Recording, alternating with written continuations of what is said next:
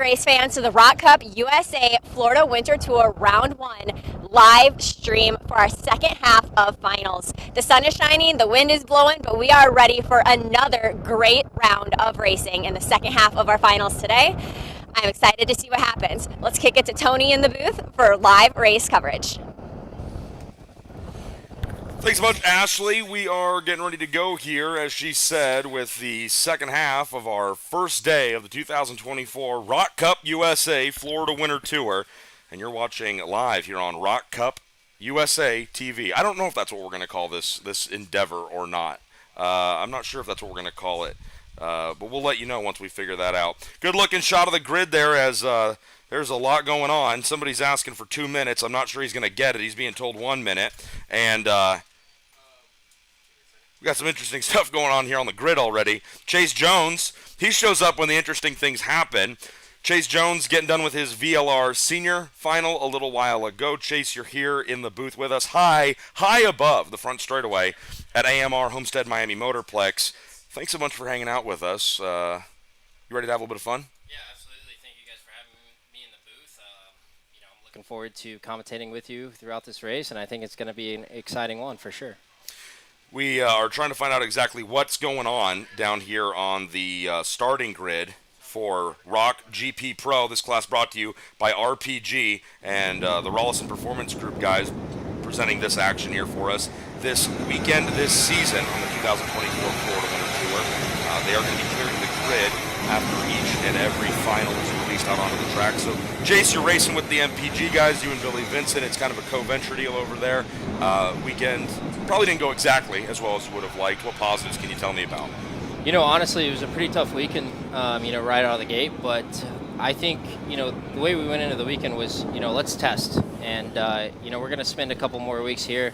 Why not get better when we don't have a packed tent? So we decided to put a package together and try to, learn some things about the chassis and the tire and see what we can do. So, lots of, trying work.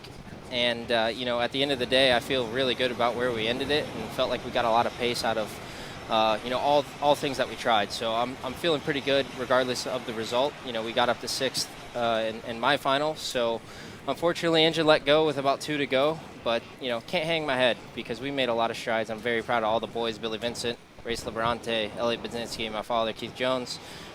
They definitely tried their butts off all weekend. That's good. That's what these first weekends of the season so often turn into is kind of test sessions to find out what you have and what you'll have moving forward. The lights are out here as we begin the afternoon groups of our finals, and Chase takes a big dip back from the screen. Couple carts get together here. Chase, you reacted pretty strongly as the lights are out, we go racing, but you know what it's like to fly down into turn number 1 here at AMR Homestead Miami Motorplex, and that track gets real tight, real narrow, real fast, doesn't it? Yeah, exactly. Like you said earlier, this place looks like it's wider than it is, but turn 1, it narrows up pretty quickly on the exit. Looks like Kohler got shoved right into Tulio from behind and kind of set them both back there, but I expect them both to make a good charge here. Look at that right there. You said you didn't want to do too much commentating or commentary on the live action. You just kind of wanted to talk strategy and whatnot, and you're already throwing your hat in the ring. Half a lap into this one. 15 minutes plus 2 laps here for the Rollison Performance Group ROK GP Pro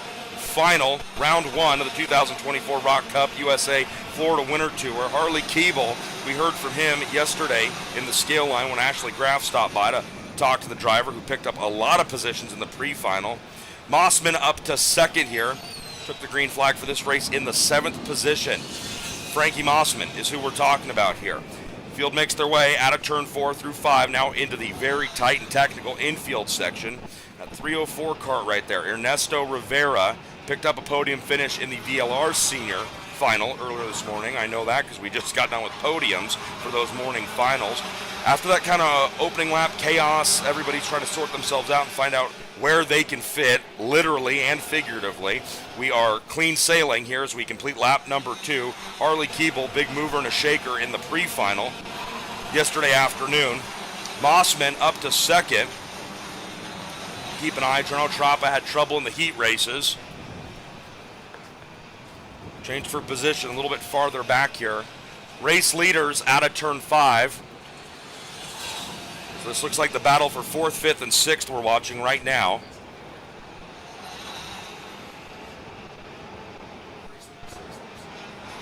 checking in up front now with the drivers at the front of the field. Now here comes that big hornet's nest, 4th, 5th, 6th, and 7th.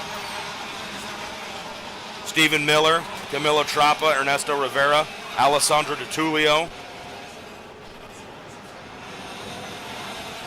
Couple carts sliding on the exit at turn number 12. Everybody's able to gather it up and keep it pointed in the right direction. Chase, this is a pretty hot and heavy action.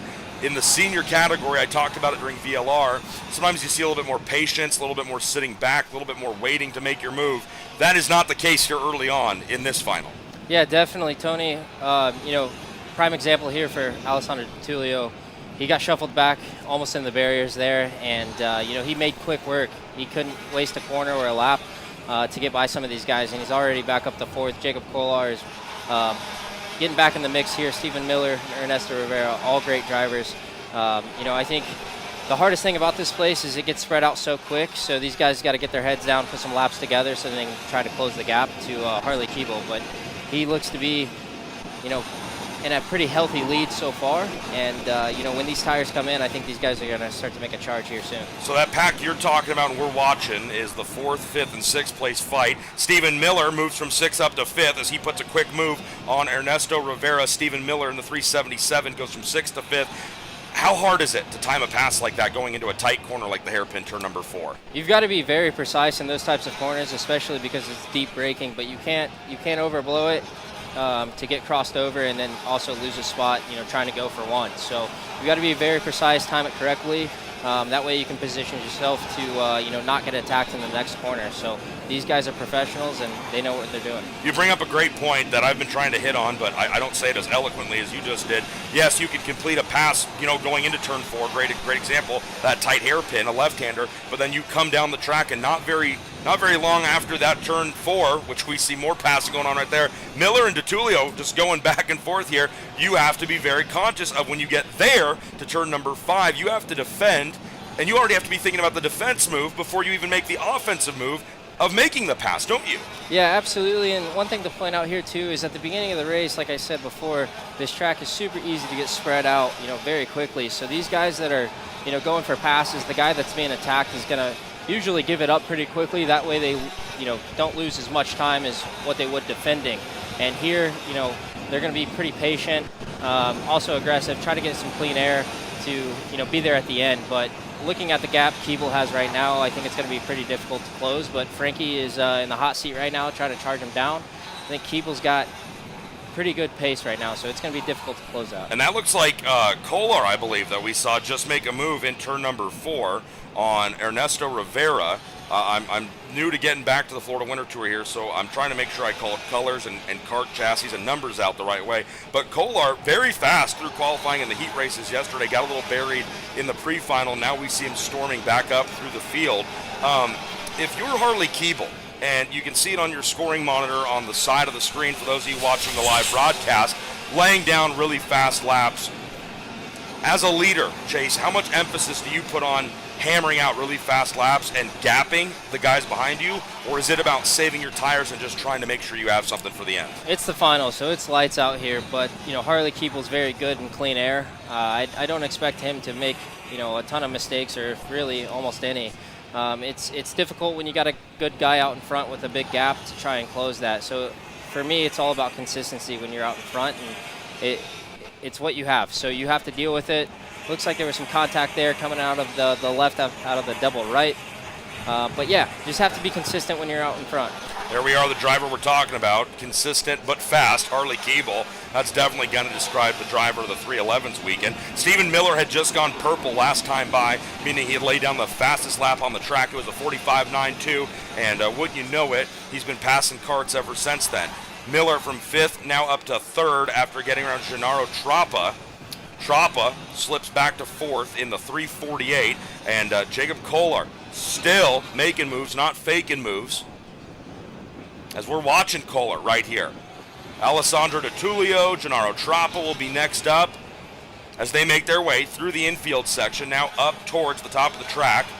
Kolar, great shot right there, and he's all over. He's all over the back bumper. but he's also right in the middle of a really tight fight. You said a term I've been using a lot already this weekend, Chase, which is the hot seat. Kohler wants to get off that hot seat a little bit, so he pulls down to the inside, and that's DeTulio he's working on, it looks like. The 304 of Ernesto Rivera gets back in the middle of this fight. So Kohler trying to get out of the middle. Where I'm going with all this is when you're in the middle of a pack like this, you want to go after the driver in front of you, but you have to be wary of who's right behind you. You can't just go full frontal assault. You have to be cognizant of what you might give up to the drivers behind you trying to get around your car. Yeah, absolutely. And there looked like DeTulio, Rivera, and Kohler kind of got into a little bit of a boxing match there. But like I said, it's early on in the race. These guys have to be smart with, overtaking, defending. Kohler there, I feel like should have defended a little bit better. He went for a move, didn't work out. But, everything gets spread out, and these guys got to try and help one another out just to close the gap. Kohler did hurt himself there in that boxing match, as you called it.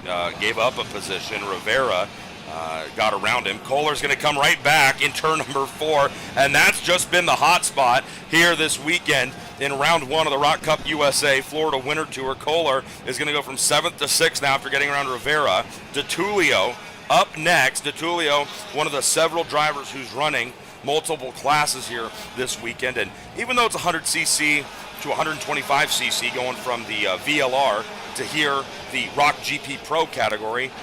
You raced in VLR earlier this morning. I know you've driven a lot in 125cc karting. I've kind of been, talking out of my backside about it, probably. What is the big difference in driving styles between the 100cc to the 125cc, do you think? Yeah, if you just look at the tire wear here, there's a lot of rubber laid down. So we're talking rubber racing here, and the throttle and braking applications are completely different. It's a little bit different for VLR 100 because you can get on power sooner, brake a little later just because of less power. But these guys in ROK GP really have to be off both pedals, just letting the front end work and getting through the rubber, getting on power, and just rolling as much speed through the corner as possible. It's very difficult to do, but the guys that are really good at it, you're seeing right now. Jacob Kohler trying to find his way around DeTulio, and then that's the 348 Atrapa right up in front. Kohler looks like he gets a monster run, and so does DeTulio right in front of him. So they just hook up nose to tail and go right around Trappa, and Trappa's going to give up another one to Ernesto Rivera. If you're Trappa in that situation, how bad does that feel? You got to stop the bleeding as soon as possible, and there Nash goes through, and unfortunately, when you get past into turn 1, it just stalls you out for basically the next half lap, and you've got to go on full defense mode. And looks like he's still under attack here with Rivera coming back, but it's just a hard place to be in, getting past in turn 1, and you just have to go full defense as soon as that happens. Close quarters racing here as we are past the halfway point of the Rollison Performance Group ROK GP Pro Final, the first of our afternoon groups of finals. That pack of karts makes their way down the side straightaway through turn 12, and they rocket down the front straightaway. Stephen Miller goes purple that time by 45.84. And laying down fast laps is the first step in reeling in the guys in front of you. Hornet's nest of action right here into turn number 4. Kohler is in the middle of 3 wide. Hit a little bit of hip check action behind him. It's a drag race down into the 5th corner. This is crazy. Is this what we can expect of this class, ROK GP Pro All Winter Tour, you think, Chase? Oh, absolutely. Prime example there, DeTulio went defensive, had to make quick work, but, went full defense mode there, but, it was 3 or 4 cars, and now it's, I think, almost 10 cars, almost in one big pack. So this side-by-side racing, it slows you down, and it allows the drivers behind you to catch up and join the fight. Might not always be what these drivers want, but you're right, 1, 2, 3, 4, 5, 6, 7, it's at least a 10-car train, and the fight we're talking about isn't for 15th or 20th or something like that. This is a 10-car train that is Stephen Miller on the 377 back to at least Noah Jackson, maybe Joseph Loney in the 321. That's 3rd back to 11th. This is good stuff in the Rollison Performance Group ROK GP Pro Final, round 1 of the Florida Winter Tour. Here comes Harley Keeble to click off another lap. Keeble's lead has grown to 2.3 seconds over Frankie Mossman. Kohler, that's the most breathing room Kohler's probably had since this thing went lights out. Kohler in 4th.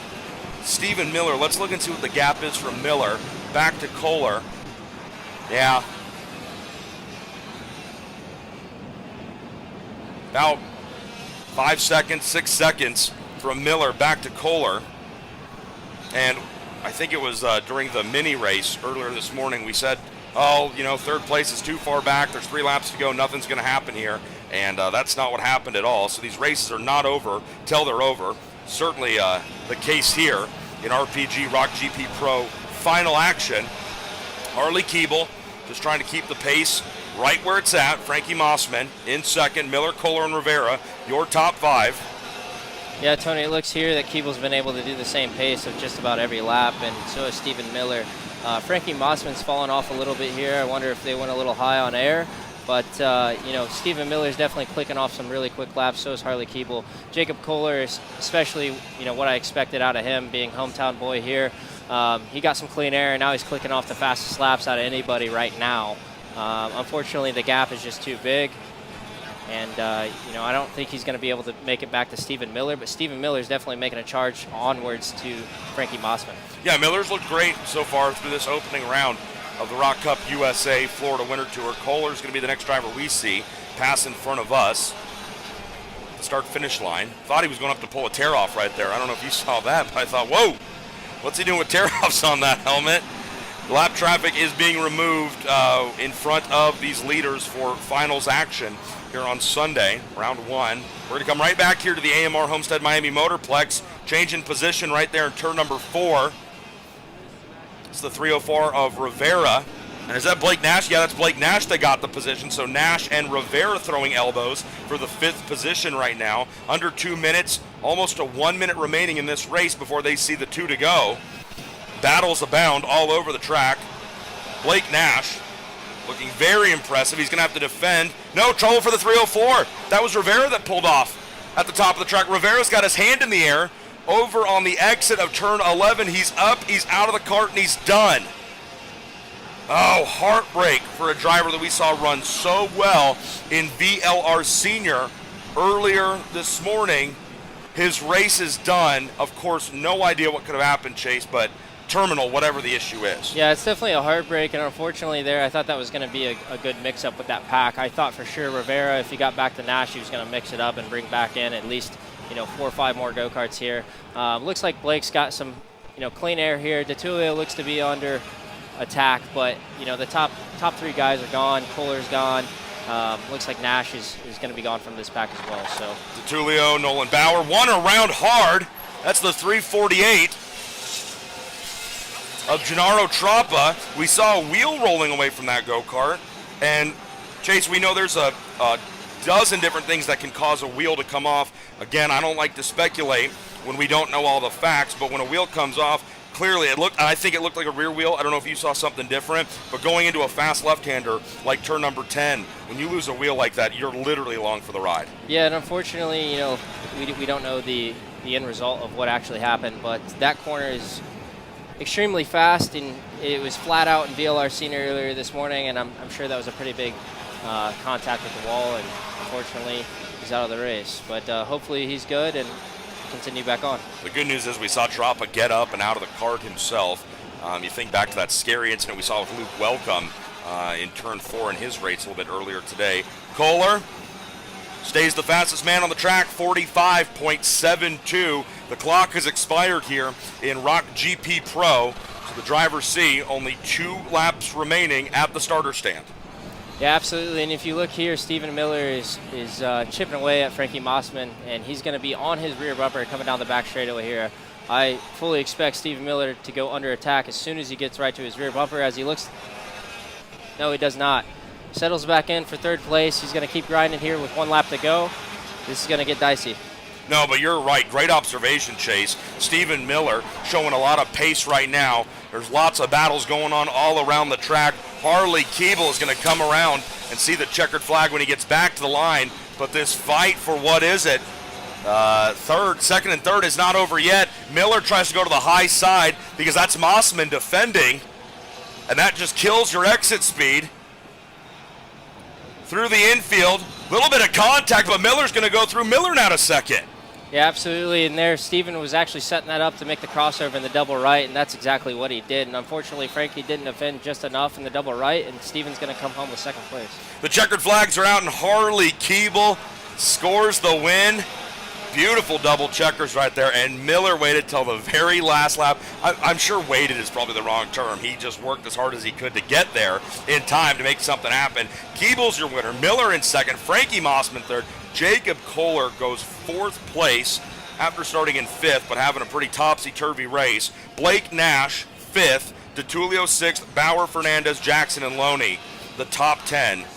Chase Jones. That was some good stuff.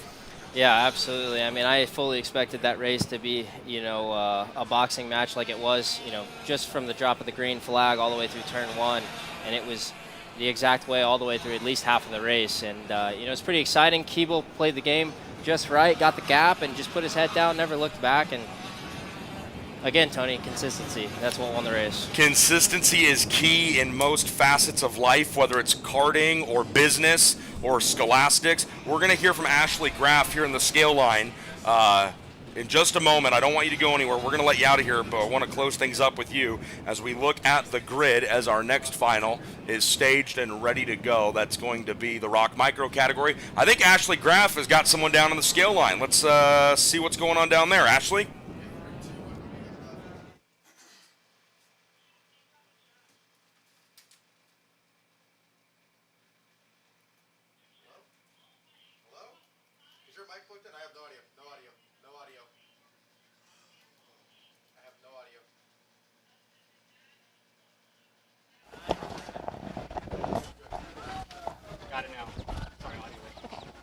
All right, guys, we are back down in the scale line where ROK Pro GP just finished up, and Harley Keeble came away with the win.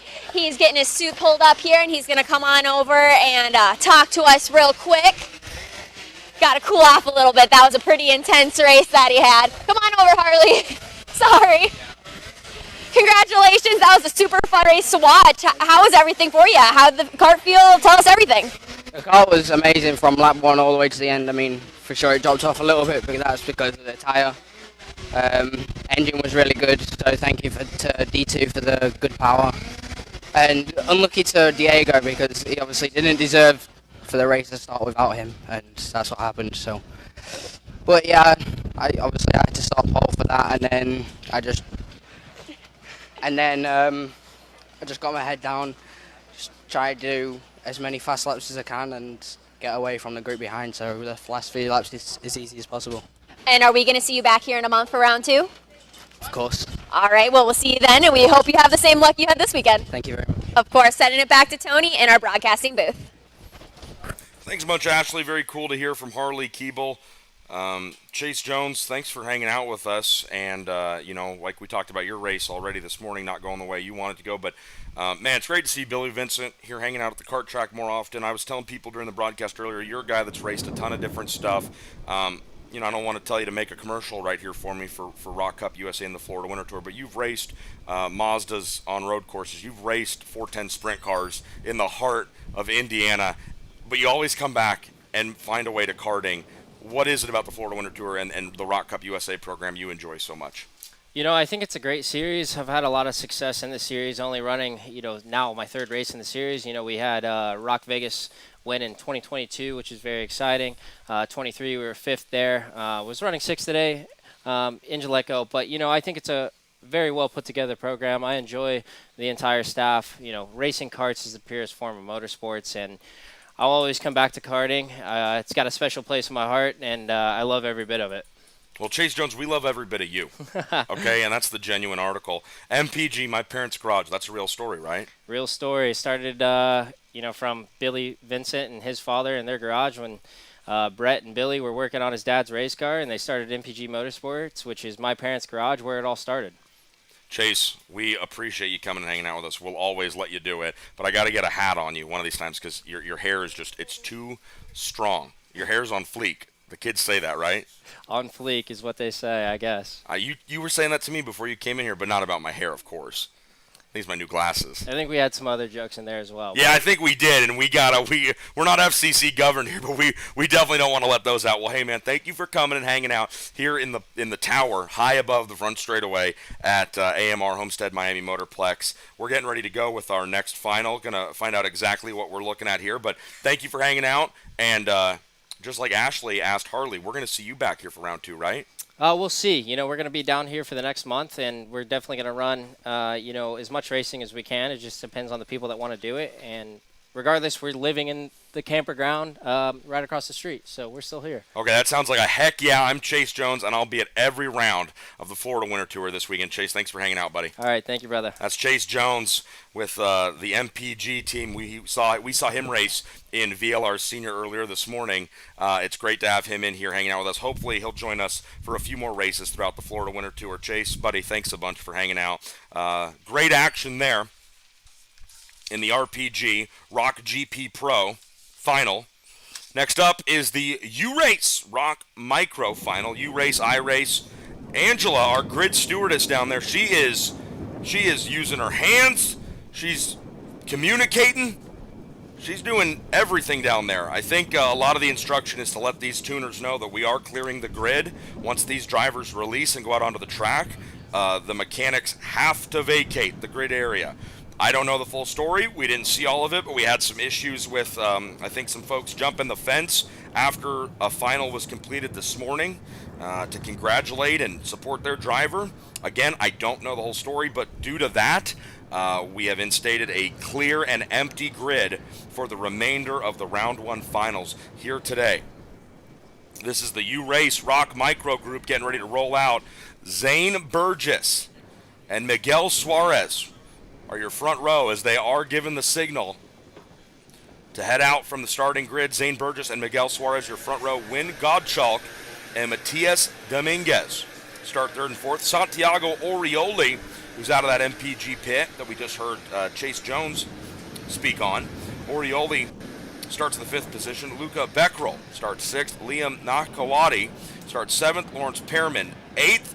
Camila Kanachi ninth. And Cooper Lopez the top 10. I heard a little while ago Dallas Karting Complex's very own Mike Jones.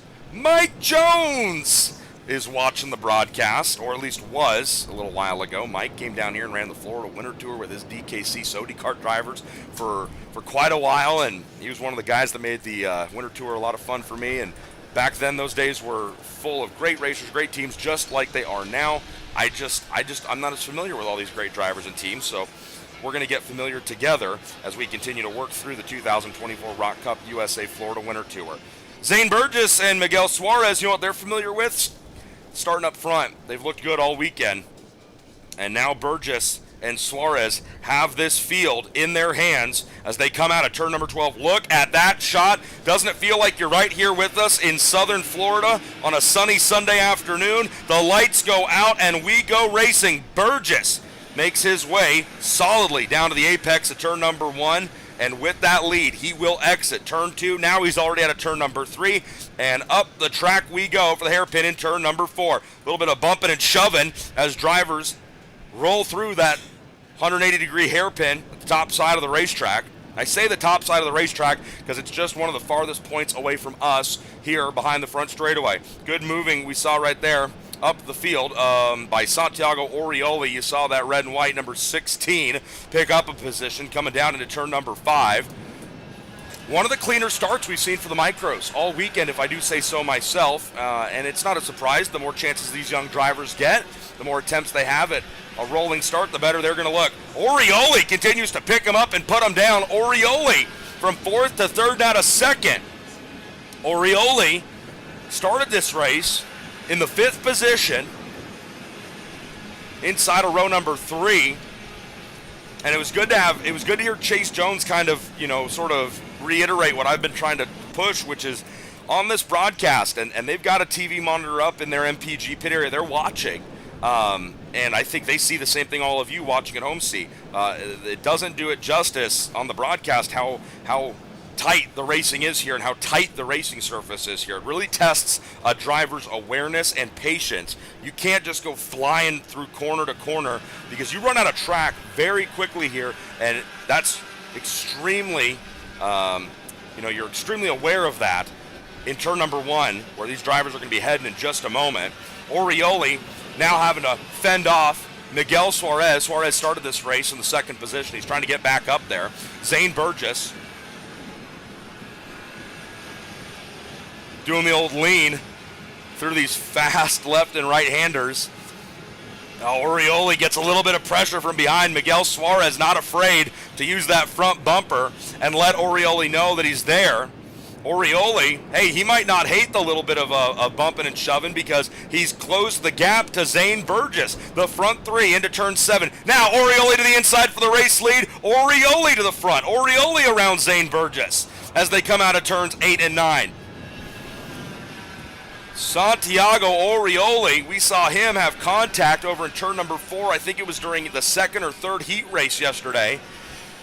And he's rebounded quite nicely to start this final in the 5th position, and now he leads.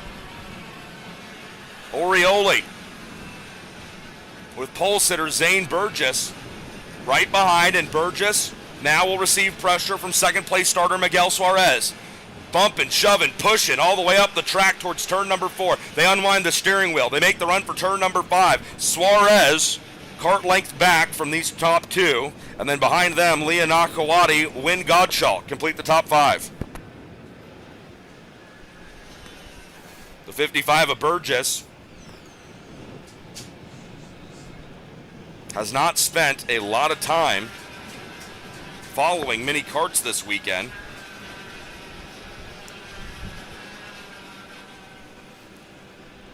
Same could be said for Orioli. We haven't seen him at the very top of the leaderboard, but he sure looks comfortable right here and right now. Burgess runs a little bit wide on corner exit of turn number 1. He's going to tighten it back down here. Was he able to build a run? Let's see. Up to turn 4. Orioli gets on the brakes a little bit earlier than these two behind him because we've seen both Suarez and Burgess now make front to rear contact. Nothing dirty. I'm not saying it's against the rules. I'm just saying we've seen front to rear bumping, and no harm, no foul. Nobody's gone around. As the fight for second heats up, that's Burgess giving way now to Miguel Suarez. Suarez will take another crack here at Santiago Orioli, but where they passed each other coming out of a left-hander, turn number 9, they already weren't at top speed, so they slowed themselves down even more. Liam Nakawati now behind Zane Burgess. But it's interesting that bumping up at the top of the track in turn number 4, Orioli, he may be getting on the brakes just a tick earlier than the carts behind him. And you say to yourself, well, why would he be doing that? Well, in single speed, karting like this, fight for, what's that, 3rd position. Burgess is going to continue his backslide as the number 80 of Liam Nakawati. Nakawati now from 4th up to 3rd. But you ask yourself, why would he be braking a little bit earlier than the rest of the carts around him? Well, there's a saying in karting, there's a saying in probably every single form of motorsports where you turn left and right, slow in, fast out. If you can be a little bit slower into the corner, that means you're going to maximize your speed coming out, and you'd much rather be slow getting into the corner than slow out. I can promise you that. Drivers in karting to Formula One, IndyCar, and everywhere else will tell you you'd rather be fast coming out of the corner than fast going into it, because every exit of a corner leads into the entry of the next. Orioli may just have that kart set up, his driving style, whatever it may be, might be causing him to get on the brakes just a little bit early, but it's clearly not hurting him as his lead now grows to nearly half of a second. But Miguel Suarez is back to his original starting spot of 2nd position. Liam Nakawati, 3rd, Burgess 4th, Gottschalk 5th, Camille Canacci 6th, Dominguez, Francisco, Lopez, and Beckrell, your top 10. And this race still has over 5.5 minutes to go before we see the 2 to go. Now, Suarez has nearly drawn even with Orioli down through turn 12. They both tap the brakes, turn. Nobody uses the curbing on the inside of that fast left-hander. And it's Liam Nakawati, your fastest kart on the track. Liam, aboard the 80, goes 53.28. 2 separate 2-kart battles may very quickly turn into one 4-kart train race for the lead. Orioli leads him out of 4, down into the infield. The right-hander, turn number 5, coming up. Nobody pulls out. They all stay in line, no change for position. Not yet.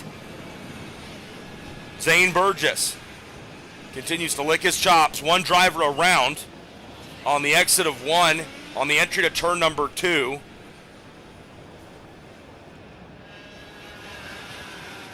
Sounds like driver the 28.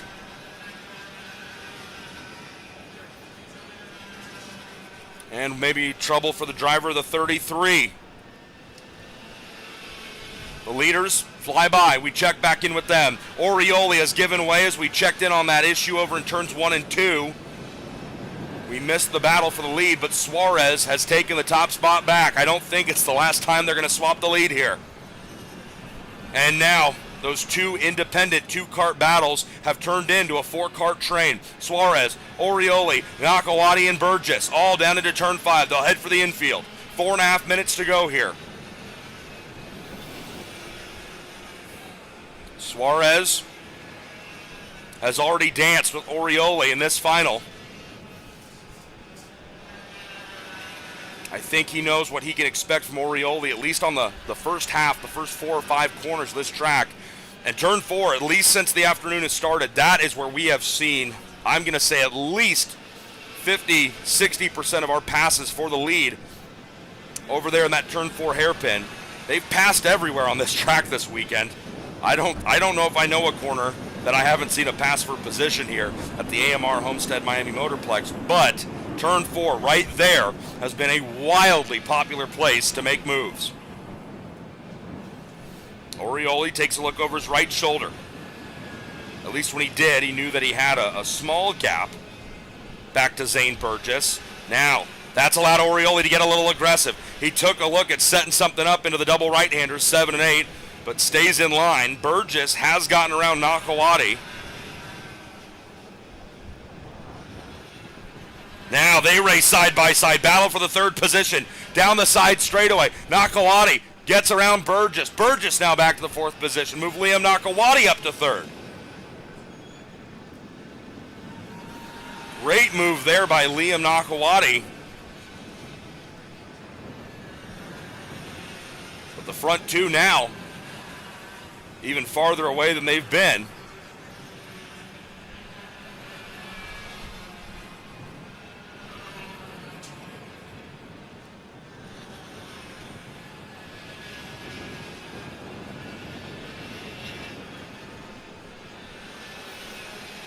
When does Orioli start to feel the pressure?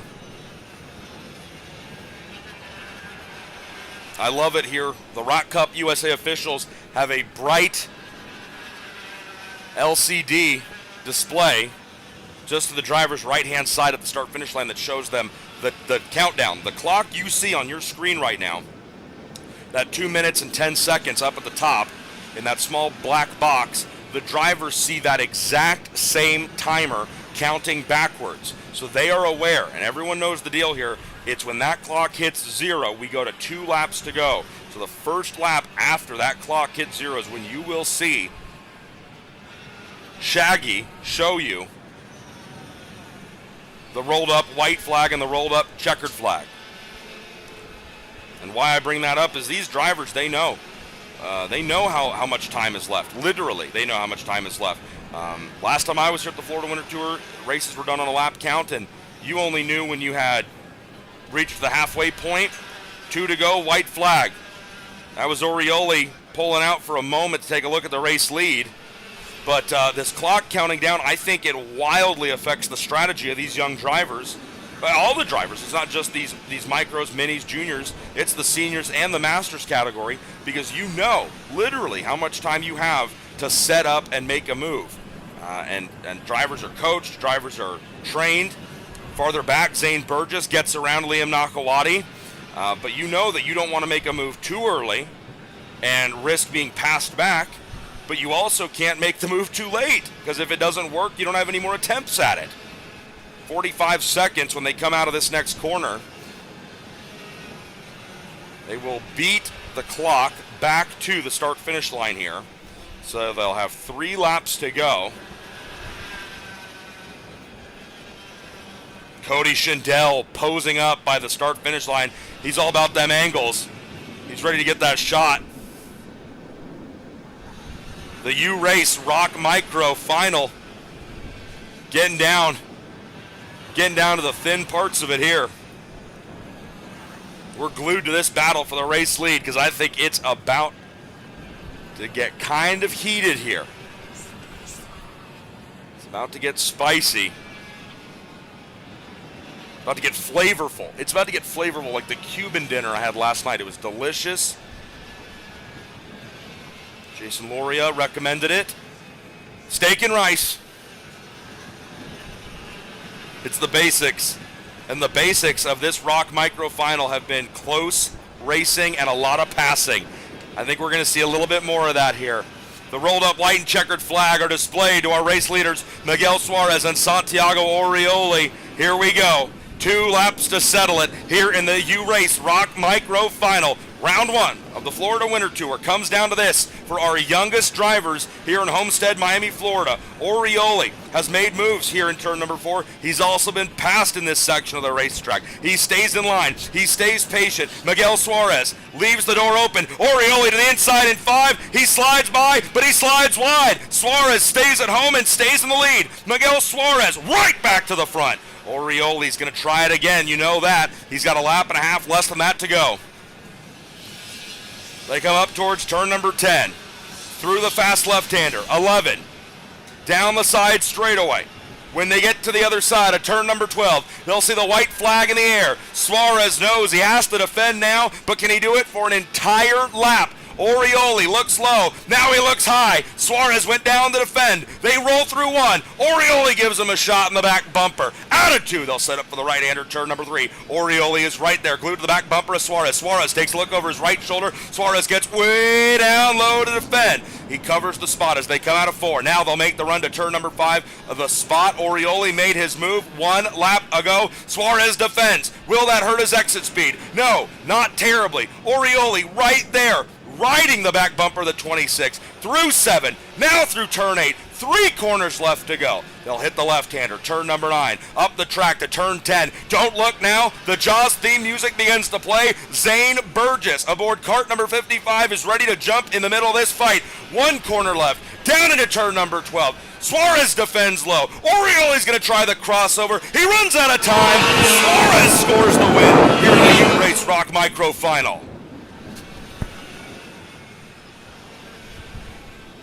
Santiago Orioli, could he have shown his hands a little too early?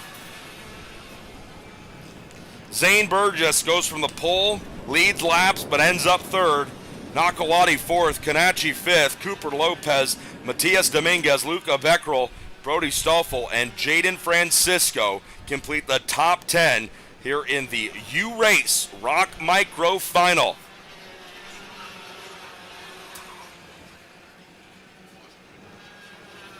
ROK Jr. sits on the grid, ready to roll out next. This will be one of our most highly contested races of the weekend. I know that Ashley Graff has headed out to the scale line. We hope to hear from her in just a moment, maybe with our winner, Miguel Suarez.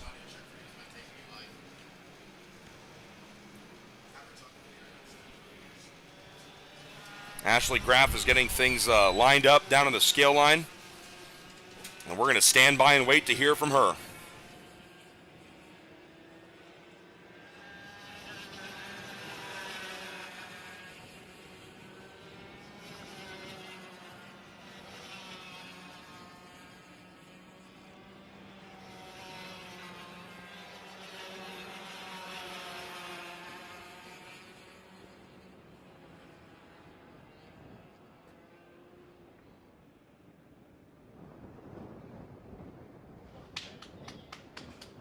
Back down here in the scale line where Miguel Suarez just took home first place in the ROK Micro Final. Look at all these drivers. They are stoked to be out here racing, super happy with how they performed today. Miguel told me that he was so happy that he won. Kicking it back to Tony in the booth. Hey, thanks so much, Ashley. Miguel Suarez, your victor in the U-Race ROK Micro Winter Tour. Final event for that category. They'll do their podiums a little bit later on this afternoon. If you're watching live on the ROK Cup USA YouTube page, well, we sure appreciate you. My name's Tony Laporta. That was Ashley Graff you just heard from down there in the scale line. And you're looking at Miguel Suarez, the young driver who just picked up the U-Race ROK Micro victory. Miguel Suarez started the race in 2nd. And Fabio Orsolon taking a walk up and down the grid here in ROK GP Junior. He's checking on everybody, and you know why? Well, one, it's because Fabio's a really great guy, but it's also because Orsolon Racing is the presenting sponsor of this, the next final event that's getting ready to come out onto the track, ROK GP Junior. Sebastian Garzon and Diego Ardiles, well, we've said their names a few times this weekend, haven't we? Two very fast and very talented young up-and-coming drivers. Nathan Dupuis, Amador Martinez Sainz, our row number 2, Pierce Wade, Major Makovskis. Behind Pierce Wade, Makovskis, 5th and 6th. Marco Romero, 7th. Sarah Bradley will roll off 8th. Cole Medeiros, 9th. And Mateus Ramalho, 10th. Renzo Barboy, 11th. Edward Kennedy, 12th. Leonardo Cavalcanti starts 13th. Oliver Maroc, 14th. Jun Hao Chang will take the 289 from 15th on the grid. Jono Wilson rolls off 16th. Luca Cariotti, Dylan Lambert, and Jose Shermer complete the top 19. Chase Gasol-Lee, Jackson Elfonte, Salvador Della Vecchia, and Frederick Manning were shown as DNSs, or at least are shown on DNSs on my results sheet from the pre-final last night. Again, thanks to all of you tuning in on the ROK Cup USA YouTube broadcast.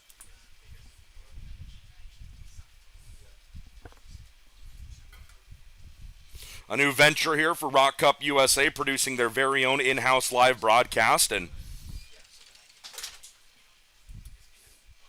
Jason Loria and his team coming out from California doing a great job. Ashley Graff has been handling social media for the series now for quite some time and helping us out in a new role here with live interviews, post and pre-race. She's been doing phenomenal, and well, I'm just happy to be back. Those of you who are watching, hopefully you've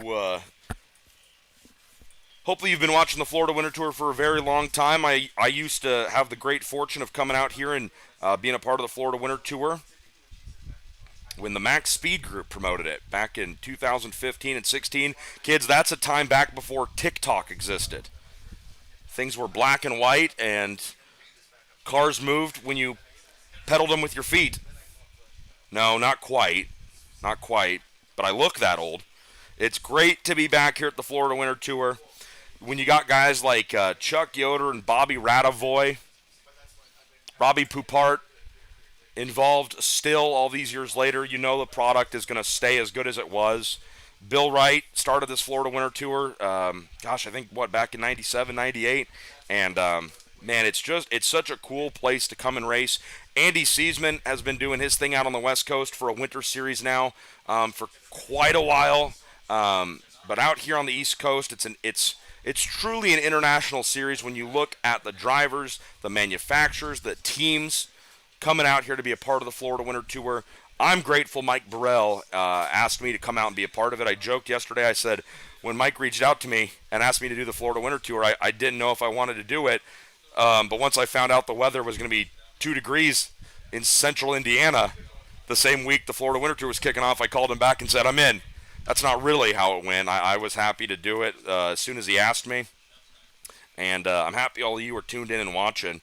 We got a great group of people here producing the first ever in-house ROK Cup USA broadcast.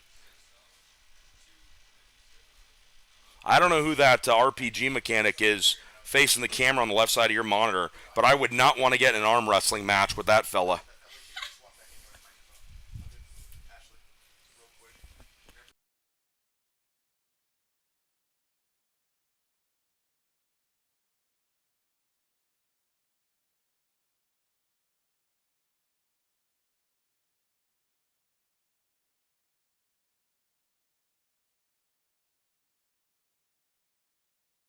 So again, as we get ready to go, the Orsolon Racing ROK GP Junior final is on the grid. If you've been with us since the lunch break, Chase Jones joined us as we worked our first final. That was the RPG Pro Rock Senior. Cool to have Chase in here hanging out and talking. It's great to have a driver's perspective, and hopefully we'll get to have him be a part of more broadcasts moving forward.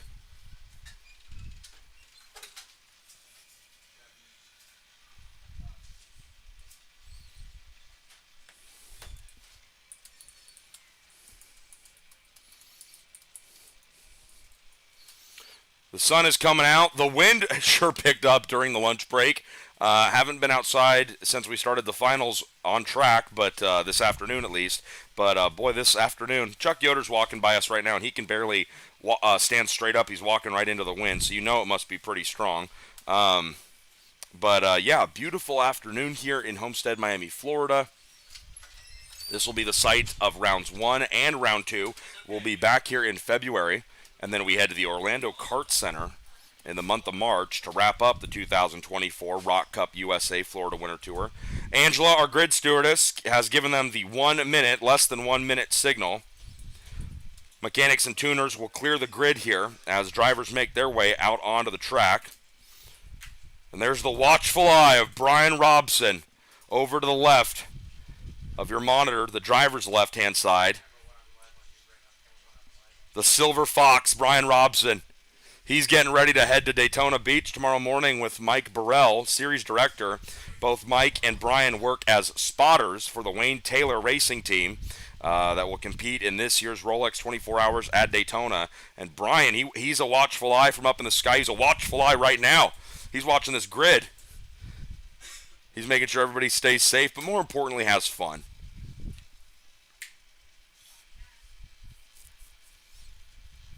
Angela says it's time to go have some fun as the Orsalon Racing ROK GP Junior Final makes their way out onto the track. Brady Eggers got that outboard starter in his hand. He didn't need to use it. His driver, Diego Ardiles, is tuned up and ready to go.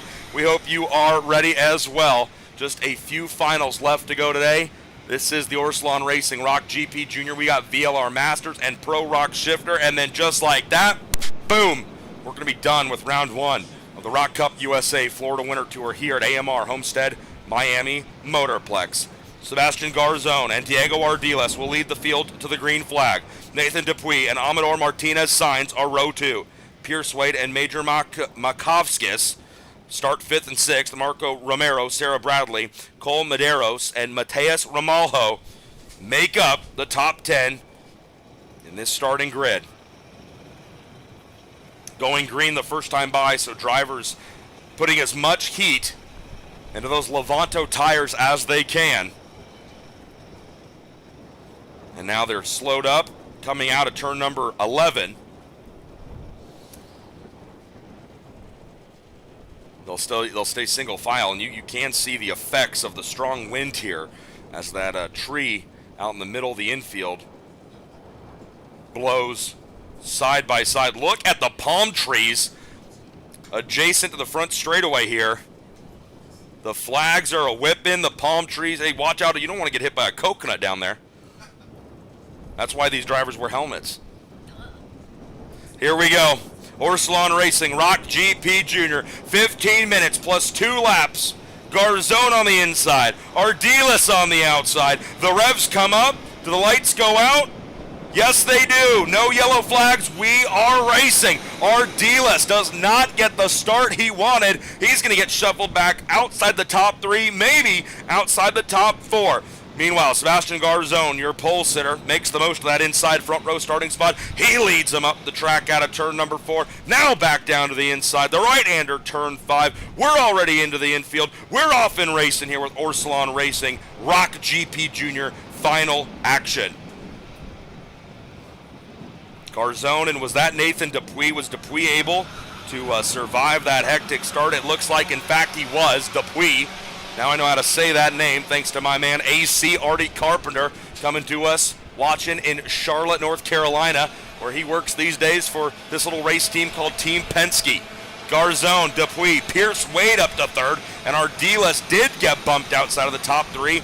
He runs 4th at the start-finish line. Hectic shuffling.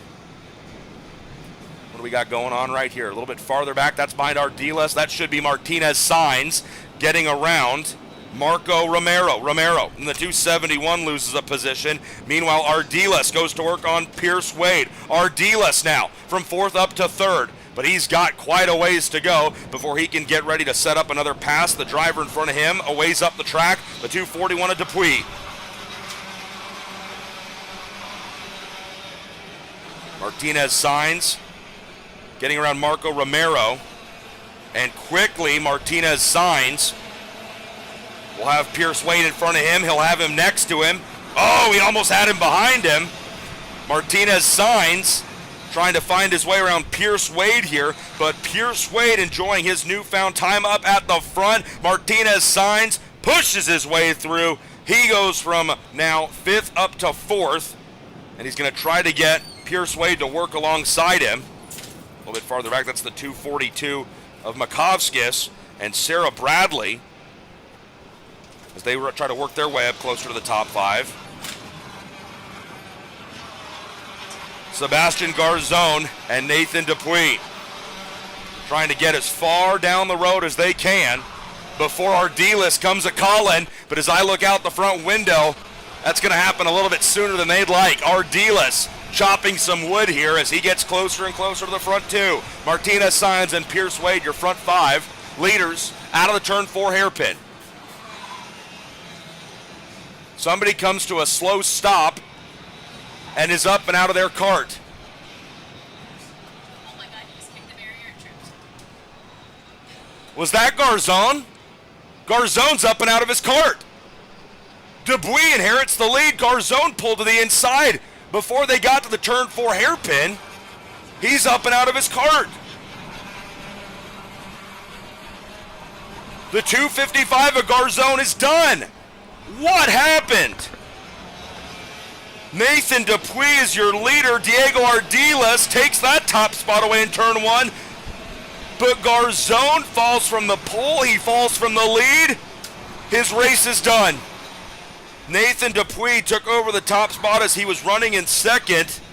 Diego Ardiles was already closing in. Oh my. Oh, heartbreak for Garzone. He's had such a great weekend. You hate to see it end like that. A little bit of shucking and jiving right there through turns 5 and 6. One driver eats a little bit more curving than they'd like, falls back 2, maybe 3 spots.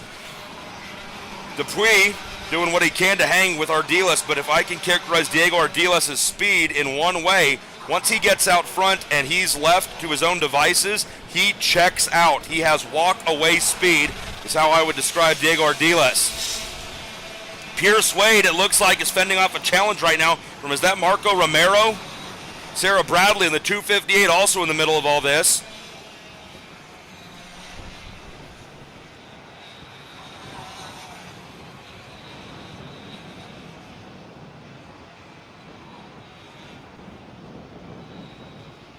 Oliver Marak, that's the 213 of Pierce Wade, just trying to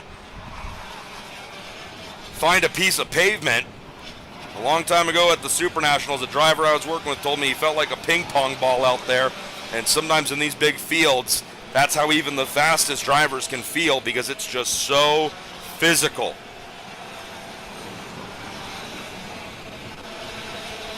Ardiles goes purple. Pass for position right there. Marco Romero, Sarah Bradley, Oliver Marak.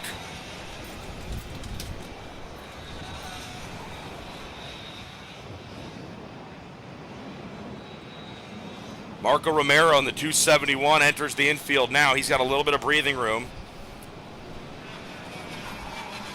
Over, it looks like, Sarah Bradley in the 258. Cole Medeiros, Mateus Ramalho, Makovskis, Pierce Wade. Pierce Wade was up quite a bit farther up the leaderboard here. Started this race in the 6th position. Pierce Wade, check that. Wade started actually in the 5th position, now down to 10th. I think we've seen him as high as 4th.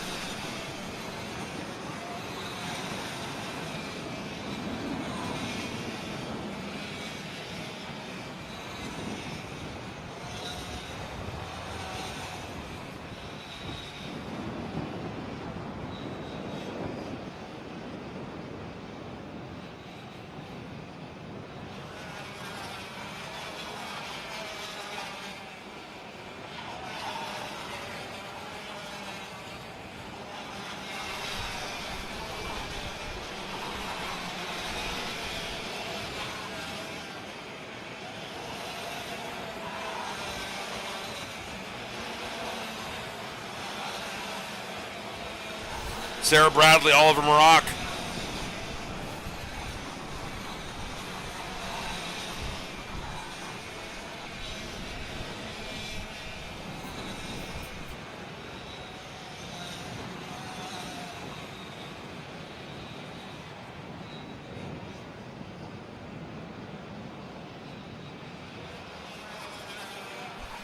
218. Romalho out in front of that pack. A little bit of change in position behind him. Was that Makovskis? Yeah, it was. Makovskis getting around the 207, it looks like, of Cole Medeiros.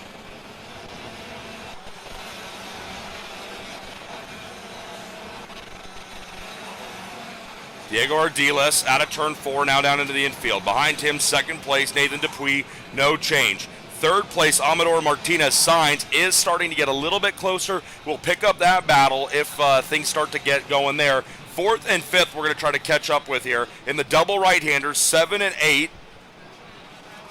Make their way out of 9 up the track to 10. There we go. That's a good look at Marco Romero in the 271, being chased by the 258 of Sarah Bradley. Bradley laying down some good laps here as of recently. Bradley just laid down her fast lap of the race of 47.45, just a little bit quicker than Romero, the driver she's chasing, 47.54. Bradley trying to find her way around. That would be for the fourth position. One step off the podium. You'd like to be a little bit higher if you're Bradley, but heck, fourth sounds a lot better than fifth right now. Sarah Bradley right in the tire tracks of Romero. Out of 5, now into the infield. Romero has a good run.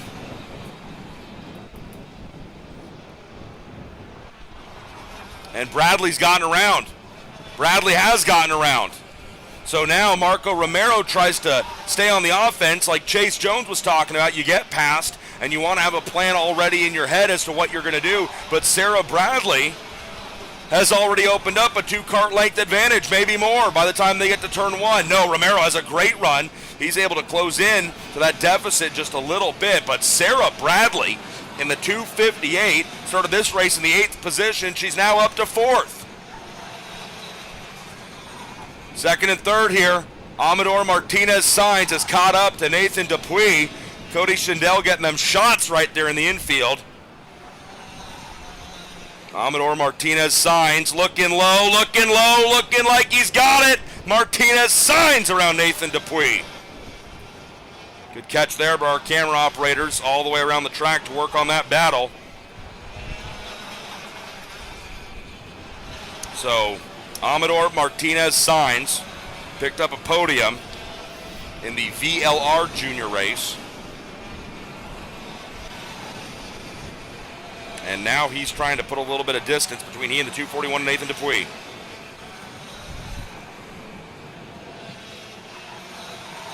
Good work there by Martinez Sainz.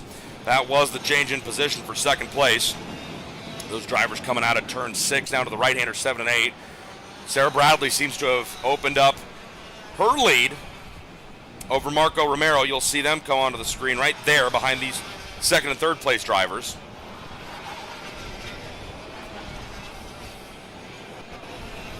Diego Ardiles, 3.85 seconds last time by. Let's see what the deficit is now. Back to Martinez Sainz, 4.43 seconds. I've had relationships last shorter than that. Martinez Sainz is up to second now, but quite a ways back.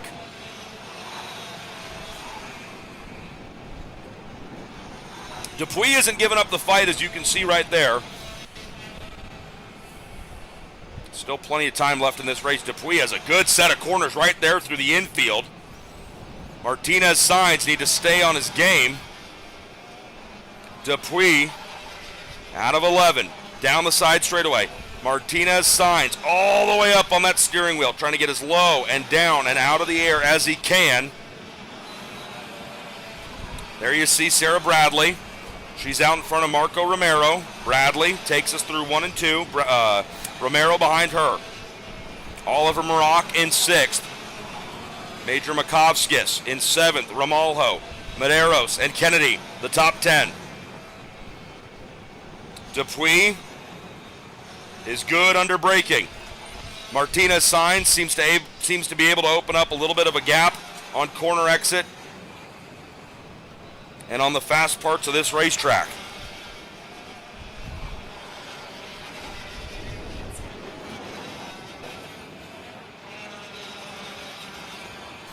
Ardiles goes purple last time by, 46.92.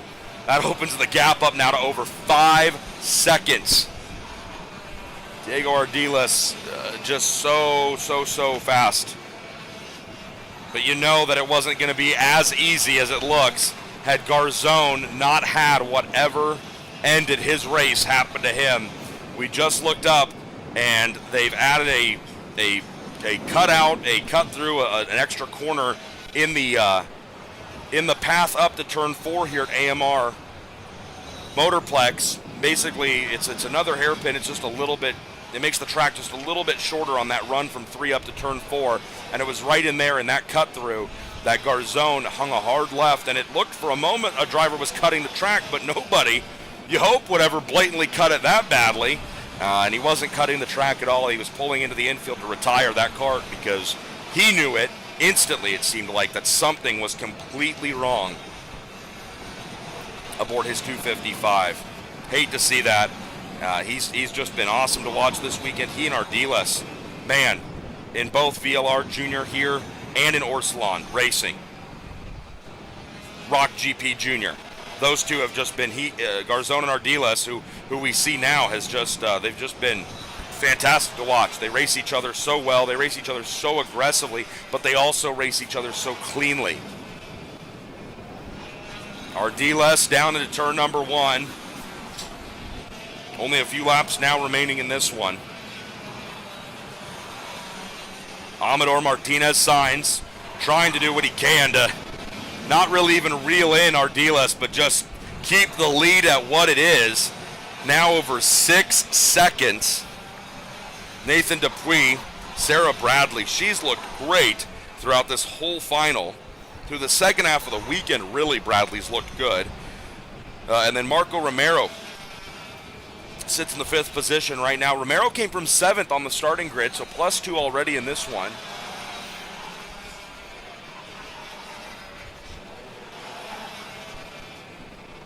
Let's take a look at your field here. There goes Ardiles down to turn number 1, and there is the gap back to second place. Martinez Sainz, Dupuis right behind him. There goes Bradley in 4th, and Marco Romero completes your top 5. Oliver Maroc passes by in the 299 in 6th. Major Makovskis right there in 7th. Medeiros, Romalho, and Kennedy complete the top 10. That race rundown was brought to you by Reese's. Not really, but I wish. That'd be cool. Yeah.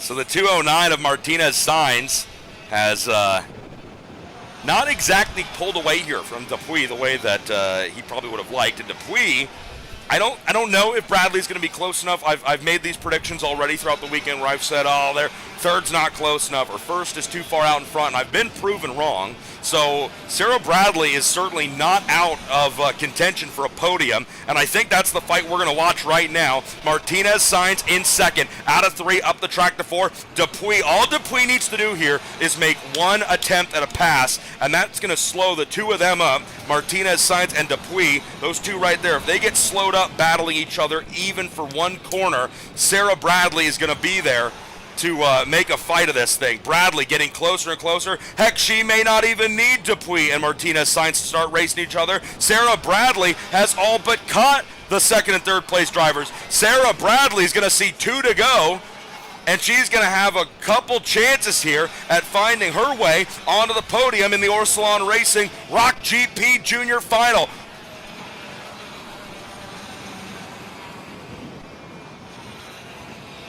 So we're seeing a white flag wave. So I apologize, I misspoke. I think I got tripped up on timing and scoring here. The monitor out on the track shows 1 lap to go, and you saw it right there. The white flag is in the air.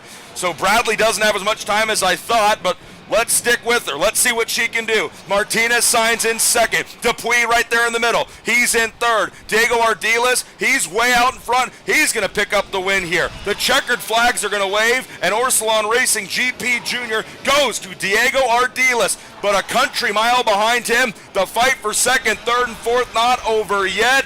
2nd place goes to Amador Martinez Sainz, and Dupuis was able to hold off Sarah Bradley for 3rd.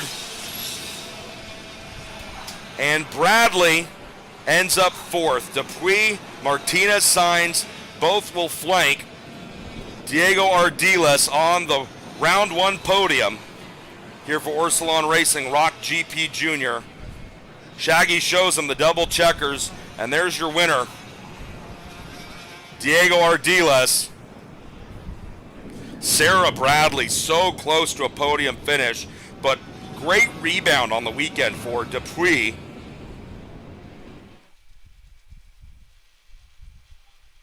No, there's not an earthquake happening here in Homestead, Miami. Just getting our cameras reset here. There's a nice stable shot of the grid. So, Diego Ardiles getting it done here in Orsalon Racing, ROK GP Junior. Ashley Graff is heading out to the scale area. I think she's going to try to talk to our race winner. And I think we're also going to try to hear from the hard-charging Sarah Bradley, who went from 8th to 4th and nearly onto that race's podium. We'll stand by to wait to hear from Ashley.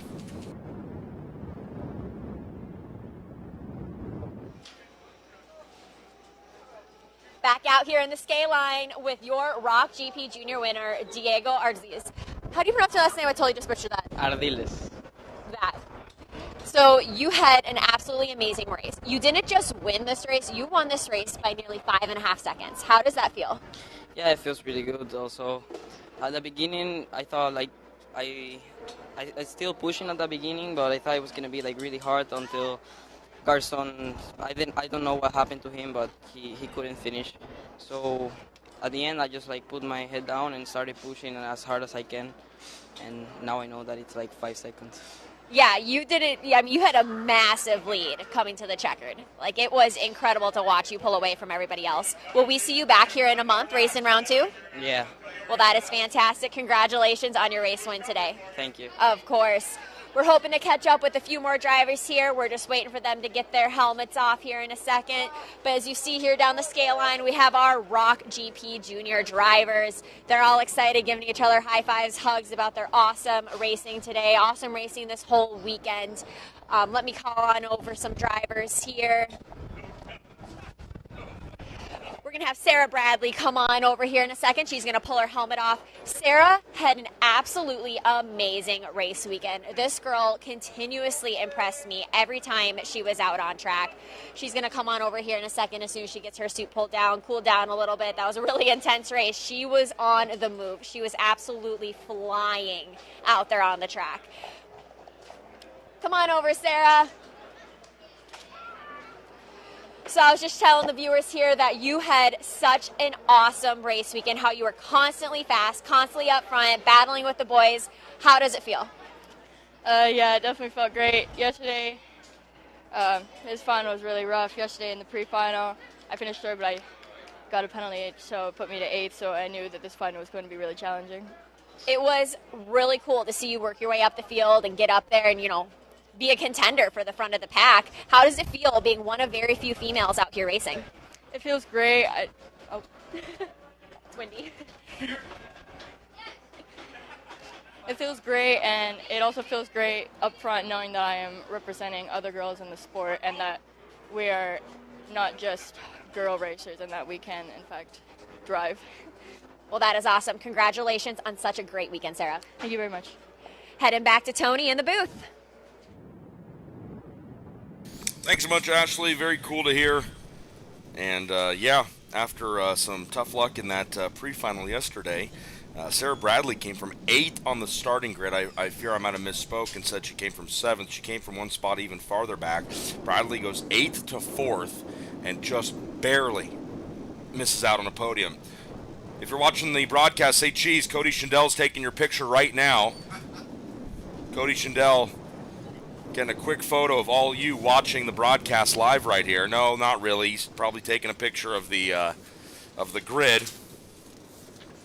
The Mossport Karting Center VLR Masters grid is lined up and ready to go.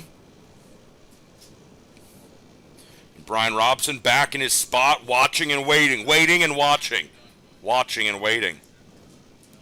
Having a lot of fun out here at the AMR Homestead Miami Motorplex. Florida Winter Tour is a lot of fun. It's a great way to get out of the cold if you're from up north. Come on down here to Florida, sweat a little bit at 8 in the morning, and enjoy some sun, enjoy some good food, and enjoy some great people down here with the ROK Cup USA Florida Winter Tour. We got 2 final races left. My, oh my, where has the time gone? We've just been having so much fun here that it's like it's just gone by too quickly. That was a bad attempt at a whistle. We've got the Mosport Karting Center VLR Masters on grid ready to go, which means after them, our last final will be the PSL Karting ROK Pro Shifters. But we got 2 great finals here to go before we wrap things up. And the morning finals, hey, their podium's already done. Those guys, they're on their planes, man. They're getting out of here. They're already heading to wherever it is they're heading, and then we'll see them back here, right here, at the AMR Homestead Miami Motorplex for round number 2 of the ROK Cup USA Florida Winter Tour version 2024. Angela gives them the old wind it up signal. Let's go, let's go.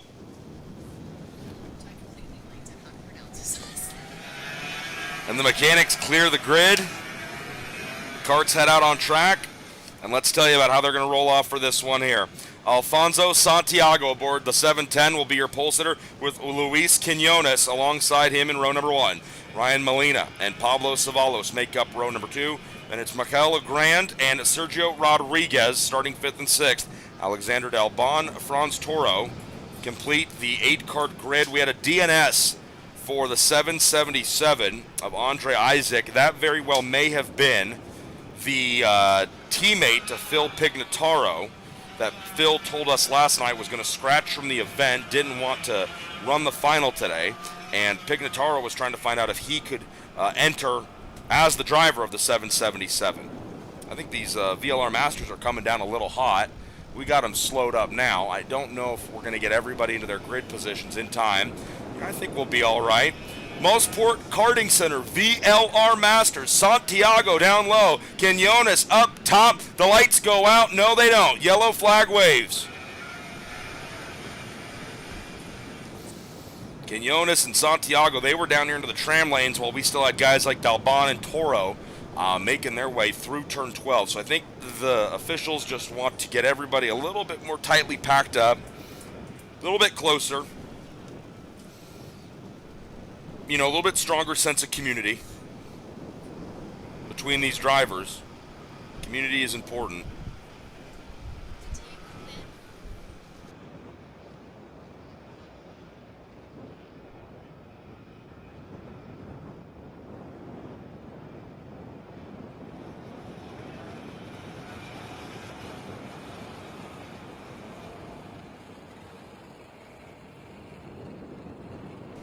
Much better looking grid here as Santiago and Quinones. Man, Quinones, you are not going to lose that guy in a snowstorm. Look at that suit. The 721. I love it though. I'm not hating.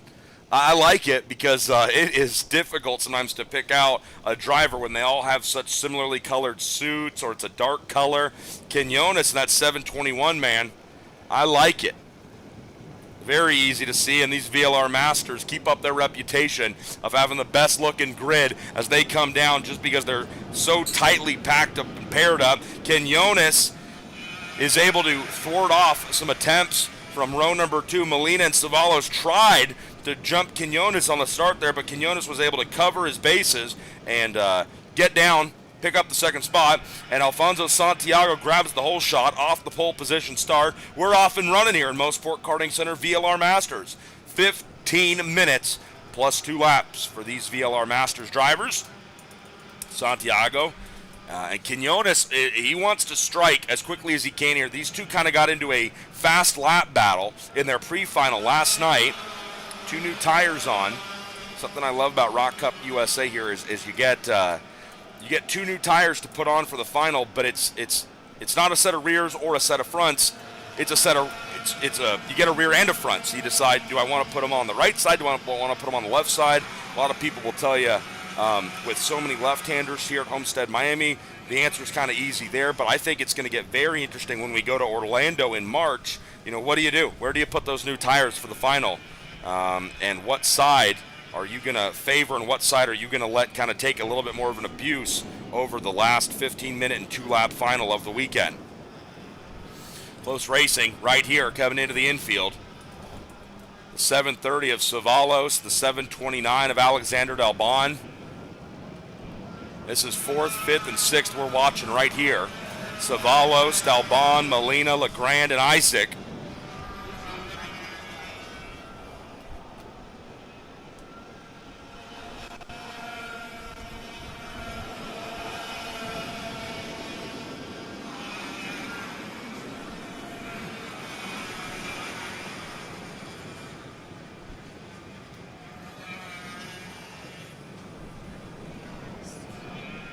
Here are your leaders.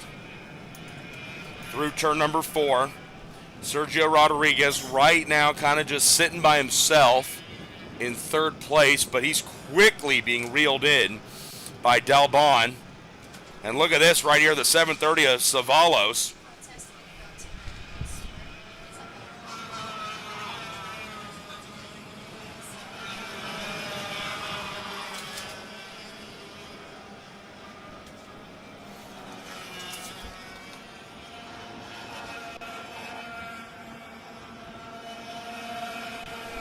So as you can see, Quinones just kind of flashed right through your screen a moment ago here. He's up in 2nd position, and this is the 3rd, 4th, 5th, 6th, and 7th place train that we're watching. Rodriguez, Dalbon, Savalos, and Molina.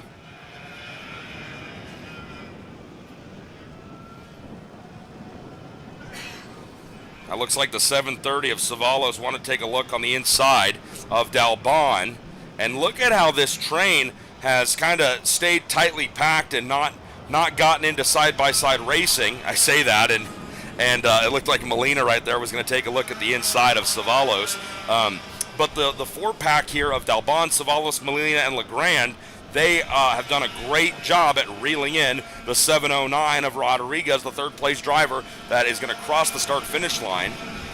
Now, we still have over 10 minutes of racing before we even get to the end of this one. So these drivers, these VLR masters, know that they have plenty of time to try to get aggressive with each other.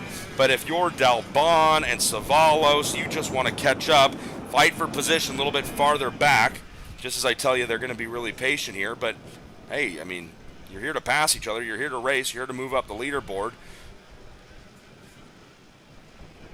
That was Molina moving up around Savalos. And Molina's not done yet. He's trying to continue to charge through the field here. Alexander Dalbon.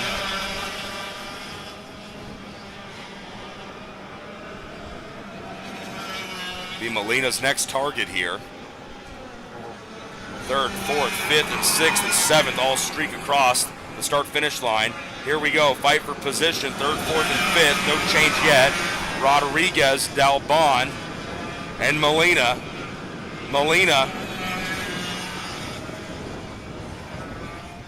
There we go. Fight for 3rd. Now begins to pick up. This might be the thing that the domino that sets everything off here. Molina, Dalbon, Rodriguez. They're all getting side by side. Contact right there as the 700 gets into the 709. Molina and Rodriguez touch. I believe that might have been Rodriguez, maybe Molina, who threw his kind of hand up and said, yo, my bad, dog. Everybody was able to keep it pointed in the right direction. Nobody went around. Nobody got knocked out of the race. That's the best news. The 709 of Rodriguez brings us back down as he's fallen to 4th. It's Dalbon now who has a very comfortable lead. Rodriguez has Savalos right behind him. Savalos has pressure from Molina. Molina in 6th, trying to crack the top 5 here.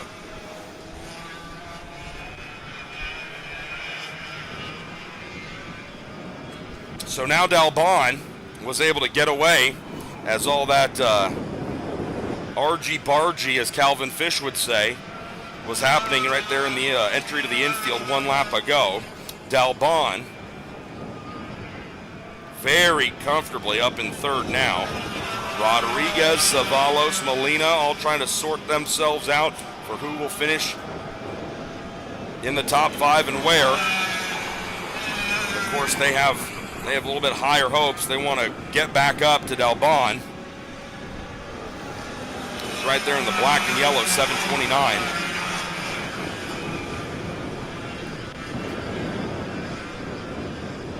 Dalbon takes a look over his right shoulder. Molina goes after Savalos right there. Kind of got on the brakes pretty hot heading into the top side of turn number 4.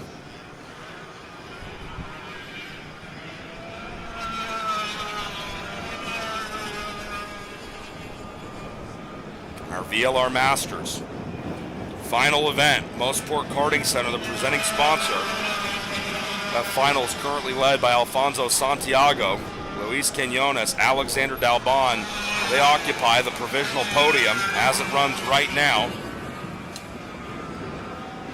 Dalbon, Rodriguez, Savalos, and the rest of the field make their way down the front straightaway. Through 1 and 2. Now the right-hander 3. Up the track they go. Dalbon had a pretty comfortable gap. I said it. I meant it. But now that gap nearly gone. As Rodriguez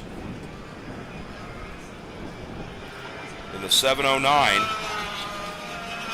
less than a kart length right there through 7 and 8. Back to the left. Look at this. This is tight stuff right here. Dalbon out in front of this 4-kart train. He's in third. Rodriguez behind him. Now Savalos pulls to the inside of Rodriguez. Savalos is there in 12. No, he jumps on the binders, tucks back in line. Savalos will not challenge, but Savalos almost left himself vulnerable to Ryan Molina. Molina just didn't have the straight end speed to get to him there.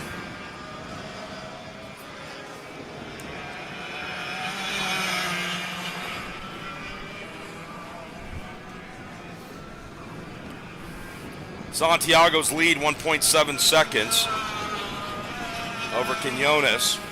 They make their way out of 11 down the side straightaway. And that's all right. Those guys can keep doing their thing for right now because we're watching Dalbon, Rodriguez, 3rd and 4th. They're the front 2 karts in this one. And then Savalos and Molina.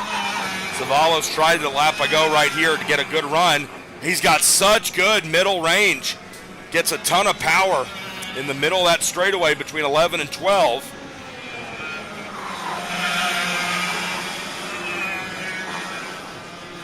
He loses ground to Dalbon and Rodriguez in the slower tight stuff. Here we go, fight for 3rd position. Down on the inside, Dalbon and Rodriguez. Rodriguez is gonna get the spot, move Rodriguez up to 3rd. Dalbon now sees Savalos to his outside.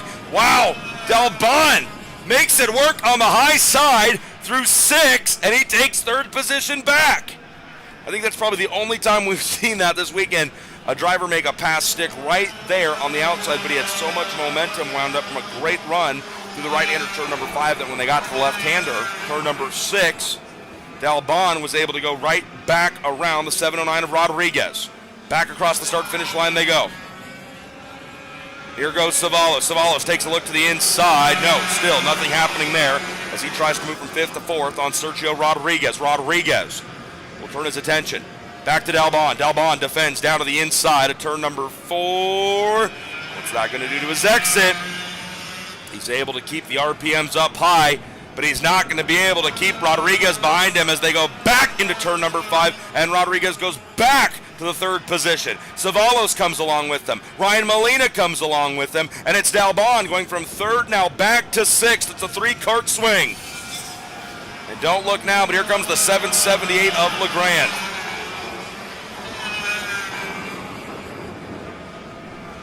Santiago's lead over Quinones has grown to 2 full seconds. Rodriguez, Savalos, Molina all have moved up a position. Dalbon goes from 3rd to 6th on that last lap.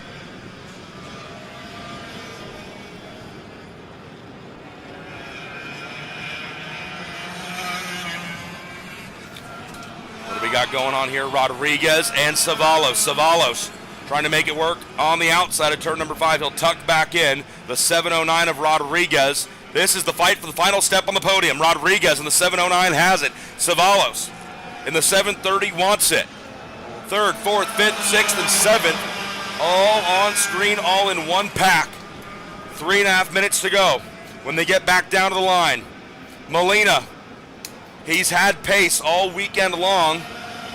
Let's see here, Savalos pulls out a line. Savalos is going to try and make something happen, thinks more of it, tucks back in line, but it just bunches everybody up even tighter, even closer. Third, fourth, fifth, and sixth. Take your pick, place your bet, and make a guess, because that's the best chance you have. A random guess at how this is going to shake out. Savalos. Oh man, heart's got to be pounding right now, knowing that he has a shot at the podium. But any misstep, any slip up, if you're Savalos, you're right there you're second in line in this pack, you're fourth overall. You've got a podium within reach. But if Savalos messes up at all, he's going to get freight trained by Molina right behind him, by Dalbon, by Legrand.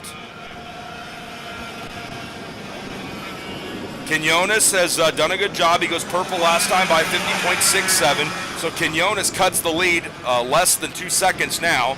It goes from over 2 seconds to 1.7 from Santiago. Back to second place Quinones. Not much of a consolation if you're Luis Quinones. You obviously want to do a lot more than be 1.7 seconds back. You want to be right there on Santiago's bumper. He keeps laying down these fast laps. Maybe Quinones will get there. Good shot of the third place pack running away from us.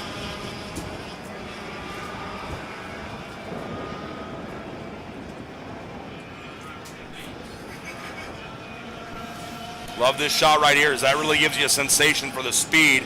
Fight for third right here. Savalos, there's contact. Savalos and Rodriguez hard in the barriers. Savalos forced the issue down to the inside, and honestly, to apex, it looked like it was going to work.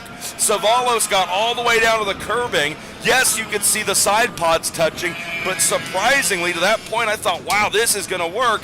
But right there at apex and corner exit, Savalos and Rodriguez get together, and Savalos is trying to find out if that 730 can continue.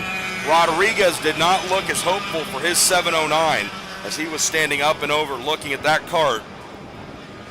Oh man. These VLR Masters, man.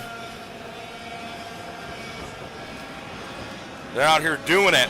Ryan Molina picks up the pieces. That's a live look at your new third place driver. If he stays where he's at, he's going to stand on the podium when this one's all over. 2.3 seconds from Quinones up to your race leader, Santiago. If you're Ryan Molina, again, eyes just have to get big when you see all that going on in front of you. We're going to pick up our race leader now, it sounds like, and there he is, Santiago, picking him up and putting him down. 30 seconds at the line, so when he gets back to us, we'll see 2 to go. So you can basically just say this is 2.5, 3 laps to go right here, right now. The 710 looking as smooth as he was yesterday in his pre-final. Sitting straight up and down. Your Salon Racing driver has got that thing doing exactly what he wants it to do.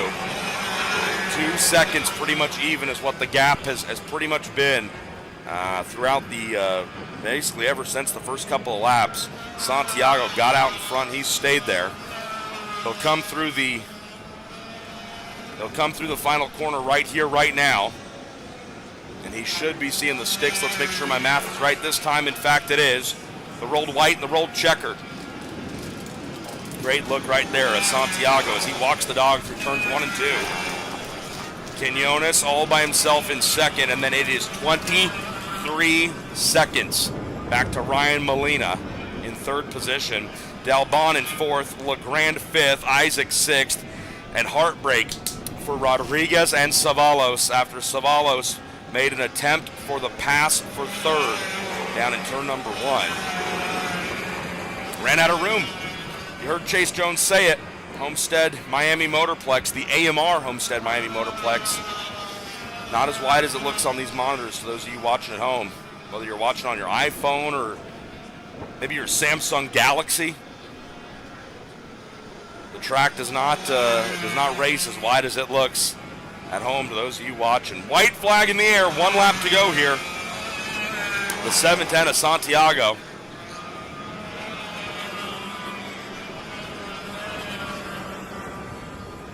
Just has a couple corners left to go here as he'll head for the infield, marking the back half of this last lap. Santiago will roll through 5, make the quick left-handed dog leg right there in turn number 6, out of 7, quickly through 8. I love these tight shots we're able to get because you can really see he is not working too very hard on the steering wheel. Down the side straightaway, he takes one more look over his left shoulder. Will he go 1 fist up in the air, 2 fists up in the air? Let's watch and see. Santiago stirs it up as he scores the win in the Mosport Karting Center VLR Master Round 1 Final. Santiago, your winner here in Homestead, Miami, Florida. Quinones will come home second, Molina third, Dalbon fourth, Legrand fifth, Isaac Rodriguez and Savalos. Wow. Sergio Rodriguez and Pablo Savalos. That'll be the story of this one, after the story, of course, of Santiago's dominance. The story of Savalos and Rodriguez getting together and taking each other out, racing for the final podium spot. Santiago will make his way around the track and head to the scale area, and when he gets there, he'll be greeted by our very own Ashley Graff. She's doing a great job with those winners and scale line interviews. You can see a live look at the PSL karting ROK Pro Shifter grid. This is the one that a lot of people are waiting to see, ourselves included. But first, let's go down to the scale line and check in with Ashley.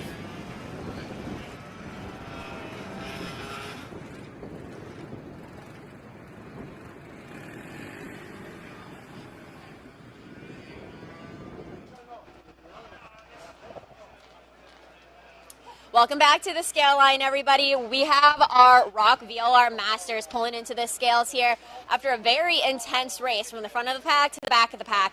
And we are going to check in with our race winner here in just a second. He's working on getting his gear off. So our race winner is going to be Alfonso Santiago. He raced such a good race, and he led that race by over 2 seconds by the time the race finished up. Alfonso, that was amazing. So when you crossed that line for the checkered, you were over 2 seconds ahead of the person behind you. How does that feel? Feels amazing. I just want to say thanks to my team, Orson Racing, my girlfriend was here, my family back home, my coach, Renato Jatter, and just, yeah, this one's for Puerto Rico. So will we be seeing you back in a month for round 2? Oh, yeah, definitely. Awesome. Is there anybody else you want to thank or give shout-outs to while we have you here on live? Just not my parents watching back home. I love you guys. Awesome. Well, congratulations on your Florida Winter Tour win. Thank you. We'll head back to the broadcasting booth with Tony. Hey, thanks, Ashley. We have enjoyed those scale interviews all weekend as we move forward in the Winter Tour. It sounds like we're going to try to maybe even knock out some interviews down there on the grid. We just needed to be a little bit less windy, I think. Cool look of the PSL Karting ROK Pro Shifter starting grid. And this is it, folks. Can you believe this? One race left. Last one, best one. I mean, they've all been great ones. And the PSL Karting ROK Pro Shifter final will be, as the rest of these senior and junior races have been, 15 minutes plus 2 laps. But a whole lot is going to happen between lights out and that checkered flag. Mateus Morgado aboard the 462. He's got Chef over there crossing his arms. Chef's just one of the only guys that's still around that I remember from the Winter Tour back in 15 and 16, so he's a super awesome dude. And he's got Mateus Morgado going in the right direction, that's for sure. Vincenzo Saraceno in the 410 will start on the outside of row number 1. Michael Rico and Ryan Norberg share row 2 together. Colin Daly and Davide Greco will start 5th and 6th. Justin White, Axel Cabrera, Anthony Martella, and Alex Papal complete the top 10 on the starting grid for this, the PSL Karting Pro ROK Shifter final. Henry Wheeler starts 11th, Andre Nicastro 12th, Raheem Alabai 13th, Dominic Legrand 14th, Justin Garrett 15th, Andre Murica 16th, Michael Avancino. 17th, Christopher Verino. 18th, showing a DNS. Did not start in the pre-final for Antonio Saravalli and Alan Isambard. Not sure if they've made the starting grid for this one. They'd have to come from the back if they did. Justin White, he starts this race in the 7th position. You can see his dad down there giving him some last-minute instructions. Justin is also one of the remaining drivers that was doing this, but he was much, much younger. I want to say Justin White might have been a mini, probably a mini, when I was doing the Winter Tour a couple of years ago. So you can see folks on the fence line over there outside the grid. They've got their phones out. They're taking pictures. They're taking Snapchats. They're taking TikToks and the gram. They're going live. They're saying, "Ma, I'm at the Florida Winter Tour. I'm here in person. I'm watching it." And if you want to watch it, you need to get on ROK Cup USA's live YouTube broadcast of the final main event, the PSL karting ROK Pro Shifter. The track is now hot.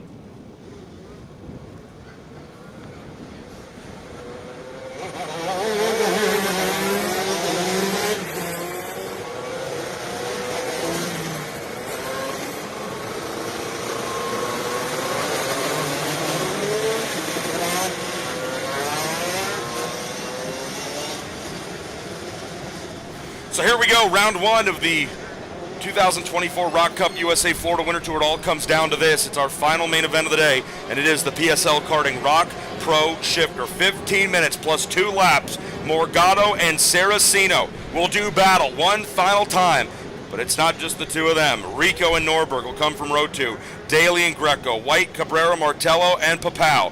Wheeler, Nicastro, Alabai, LeGrand, Garrett, Mersa, Avancino, and Verino. This is it, folks. Get somewhere comfortable where you can see this one.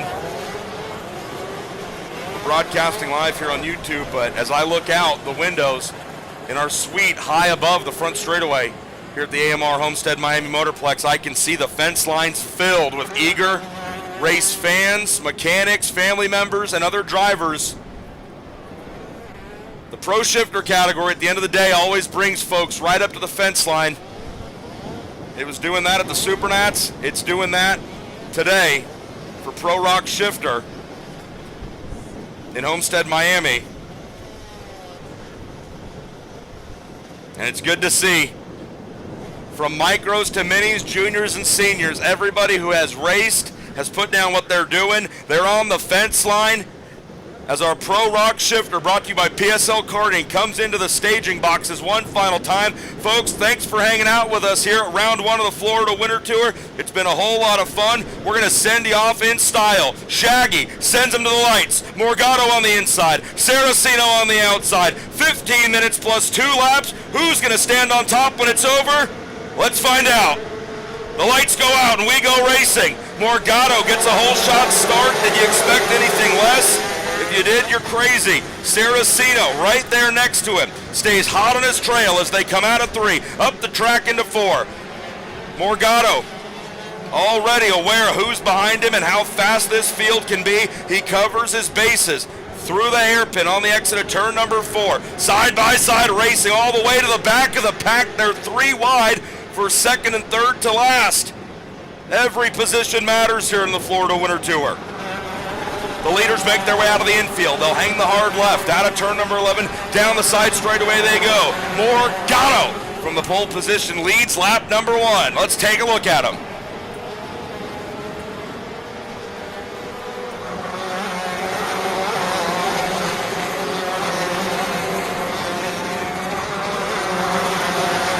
Saraceno, Daly, look at Colin Daly up to 3rd already. 4th and 5th. Also hotly contested as they come down into turn number 5. The leaders, we're watching the fight for 4th and 5th right now. Into the double right-handers. Good shot of it right there. The 416 of Rico. And the 448 of Norberg. Norberg gets alongside for a moment but isn't able to keep the speed up. Norberg had a shot at 4th position. Slips back to 5th. Here they come down the side straightaway. Norberg We've talked about it already. Ashley Graff talked to the driver from Orlando, Florida about it, making his debut competitively in a pro shifter category. And where does he choose to do it? Oh, you know, just that little series called the Florida Winter Tour. Farther on back, Colin Daly is in third position and trying to go to second. Look at that battle right up there in front of you. There is Colin Daly going after Saraceno. Colin Daly, a veteran of the Florida Winter Tour. Daly's been consistently right here, third to about sixth all weekend long, but now he finds himself on a podium position going after Vincenzo Saraceno. Daly puts a little bit of left shoulder into that Danilo Rossi car. They come through 12, they head down the front straightaway, and just like that, they're all ready to turn number one. We're turning and burning here in the PSL karting Pro ROK shifter category. Saraceno can't take a second off, because very quickly Colin Daly isn't going to be the only driver challenging for the second position. There you see him, Rico and Norberg, fourth and fifth. Norberg's been very honest about his progress this weekend. He says he's happy with things here and there, but he says he's really beaten himself up over the mistakes, just the small missteps he's been committing. Right now, you're going to see the culmination of his weekend-long effort in his first ever Pro ROK shifter event, his first competition in a pro shifter category of any kind. He is right on the back bumper of Rico. He's going to draw even. He's going to jam on the brakes, bumper down a few gears, pulls him back up, move Norberg from fifth now up to fourth. So Norberg talked to us, said exactly one of the things he's been struggling with was what I just commented on, making sure he downshifts far enough. He's gone from from fifth down to third, thinking that's enough of a gear change, and he gets out of the corner and he says, I just fall on my face. I needed to go down even lower in the gearbox, and one pass doesn't exactly fix everything, but you got to imagine making that pass under braking, downshifting, coming down at turn number 5, and then having to grab gears to get into the infield. Norberg's got to feel a little bit better about how he's doing now after going after a guy like Michael Rico and going fifth to fourth. Good shot right there, the 410. That's Vincenzo Saraceno. He runs in second. Behind him, the Jamaican, Colin Daly, aboard the Danilo Rossi car. Daly has lost a little bit of ground to Saraceno. And Norberg just laid down his personal best lap of the race. Norberg was a 45.70. Norberg and Daly have had good races throughout the heat races and pre-finals here this weekend.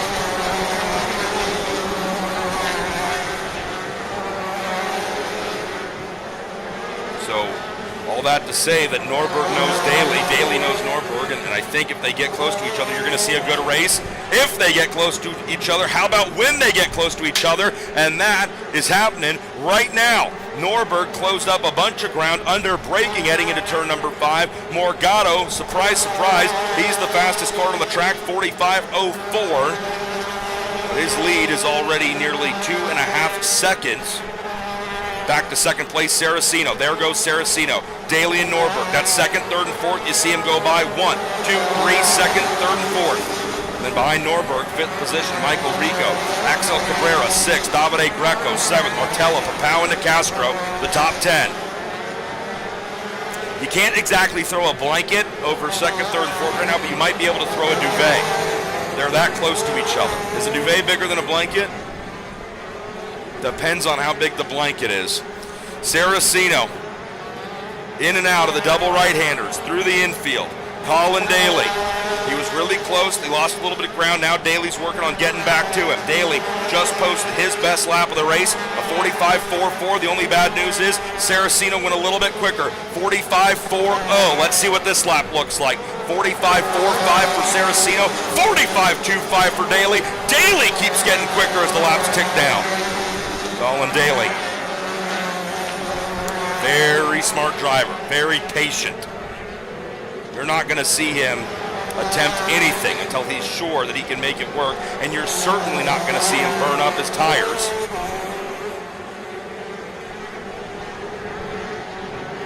Drivers work their way out of the infield. This is second, third, and fourth coming and leaving you. Colin Daly, 2 laps in a row now. He's laid down his personal best laps of the race. Here he comes. Let's see, can he do it 3 laps consecutively? No, he does not improve. But what is important is that he's still quicker than Saraceno. Daly, a 45.3 to Saraceno's 45.4. Here we go, the fight's on. Daly out of 4, down the hill into 5. Saraceno defends. Daly bumps it down a gear, grabs another one, crosses him back up, kicks it sideways. Daly's not going to get the job done. He'll fall into the clutches of Ryan Norberg. Norberg, 4th, now looking to move to 3rd. Norberg, right in the Levanto tire tracks at Colin Daly. They come out of the infield through 9, up to 10, now out of 11. They'll go down the side straightaway. Colin Daly tried to make something happen with Saraceno. Now he'll have to try to keep something from happening with Norberg. Norberg pulls out, draws even, jumps on the brakes, grabs a gear, and is gone. Norberg from 5th to 4th, now to 3rd. Norberg gets around Colin Daly. Beautiful stuff right here, all throughout the top 5 in Pro ROK Shifter, brought to you by PSL Karting. Oh boy, Ryan Norberg. He might have given us that old little, I'm not sure. I don't know how I'll do. We'll just have to see. I think maybe he's feeling a little bit more confident, at least since the lights went out in this final for our PSL Karting Pro ROK Shifters. This kind of racing, heck, all racing is really all about confidence, right? What did Darrell Waltrip once say? 90% of racing is half mental. And Ryan Norberg obviously feels very confident right now. 5th, gets around Rico for 4th, rolls on up to Colin Daly, and it's not exactly like Daly was slowing down. The 430 of Avancino is done. Where's that at? Just on the outside of turn number 5, right in the middle of the infield, between the front straightaway. Turn number 5. There's Avancino up and out of his car. But what we're saying about Norberg here is that it's not like he caught a lame Colin Daly. Daly was not a lame duck. Colin Daly was laying down some of his best laps of the race, and Norberg had to go take the fight to Daly. Daly was right there on the back bumper of Saraceno, a position Norberg's about to find himself in. Daly trying to pass one corner from where they are right now, down into turn number 5, the corner they're heading to this moment. It didn't work out. It kind of killed Daly's momentum, may have heated those Levantos up just a bit more than he wanted. Saraceno was able to gap him a little bit, although just as we say that, Daly reels right up behind Norberg. 2nd, 3rd, and 4th coming at you.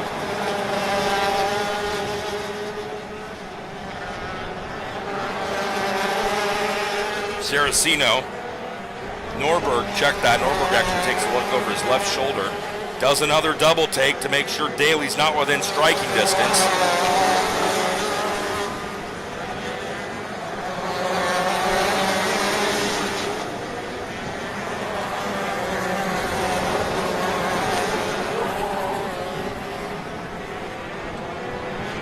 They may not be right on top of each other right now, but what I think is going to happen here is you're going to get a lap or 2, or maybe we're at the end of that lap or 2 of seeing these guys run single file, and gaps a little bit bigger than they have been. Saraceno, let's take a look at his lap times. Saraceno will kind of have these streaks where he'll get really, really hot on the lap times and gap the guys behind him. But then, those guys will start to reel in. Oh, Norberg already starting to kind of cover his bases as he comes down into turn number 1, covers his exit, is what I mean by that. He gets down a little bit narrow and makes sure nobody can take away that inside line, and that causes him to drive a little bit differently on the corner exit because he gives up some exit speed by entering more narrowly than he has been. Ashley Graff asked him a fantastic question yesterday after the pre-final. It was about, is there a difference between the single-speed karting you've done for so long and now about this shifter stuff. That was the question to Ryan Norberg, and he gave a fantastic answer. Everything is completely different. Nothing is the same, he said, from how you drive them, meaning where you get on the gas, where you brake. Of course, not to state the obvious, you have to shift these carts. You didn't have to do that in the stuff that Norberg's coming from. How you race the guys around you. Just everything about going from a single speed cart to a gearbox shifter cart is different. And Norberg looked a little worn out even when he got out of that thing to talk to Ashley last night. And I think that just goes to show you how physically demanding these shifter carts are, especially when you're used to competing in a single speed. Norberg's taken to it very, very well in this first weekend, but he'll be honest with you, he was honest with us. He's got a lot to learn. Nothing's the same, and he's working to get better each and every time on track, not just every weekend, every time he goes on track. Now, he's caught back up to the 410 of Saraceno. 2.5 minutes to go in this one before they'll see the sticks. Norberg, I talk about the hot seat when you're the meat in a sandwich, which is exactly what Norberg is right now. He wants to go after Saraceno in front of him, but he's got to be careful because he's got Colin Daly. Look at Saraceno way down low. That stacks all three of them up. Norberg got to the back bumper. He has to jump on the binders, and Daly has nowhere to go. Saraceno, I did not expect to see him get that low on corner entry. Now Colin Daly gets confrontational with Norberg. Daly now back onto the podium in the third position. Norberg falls into the clutches of Rico. We haven't seen these two race since the opening 3 laps. Norberg talked to Ashley and said, you know, it's taken me 4 to 5 laps to get around a cart in front of me, and it can't take that long. Well, it certainly can't take that long now. Inside of 2 minutes to go, and a little bit of a gap to race to get up to Colin Daly here. If Norberg wants to stand on the podium in his first shifter race ever. Michael Rico wants to go after the RPG driver and go from 5th to 4th. Saraceno, love to know, you'd love to be in these drivers' heads the whole time, and I'm just interested. I'd love to know why he got down so low, because I didn't exactly think he was in danger of being past that given lap. Maybe he heard or felt or saw something different. He got down awfully low on the entry into turn 5. That caused Norberg and Daly to rush up onto him a little bit quicker on corner exit. And Norberg stumbled and had to get gathered back up, and Daly also had to do the same, but Daly was just a little bit quicker to get back on the horse.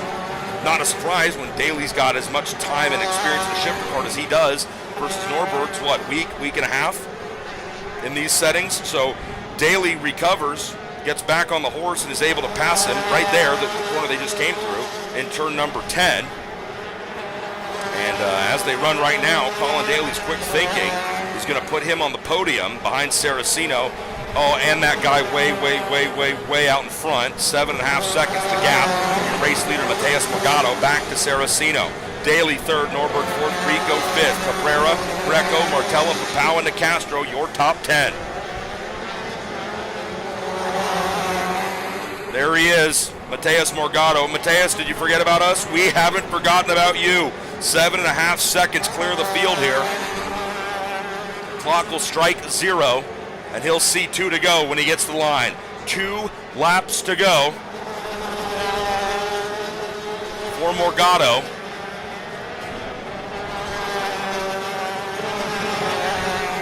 Twisting the sticks, our man Shaggy right there. Hey, and I've already had to pull my foot out of my mouth a few times today when I say, oh, a guy's too far back or a guy's too far ahead, you're not going to see a change. I'm not going to go out on that limb again. So let's just sit back and watch together as this fight for 2nd, 3rd, and 4th. There they are.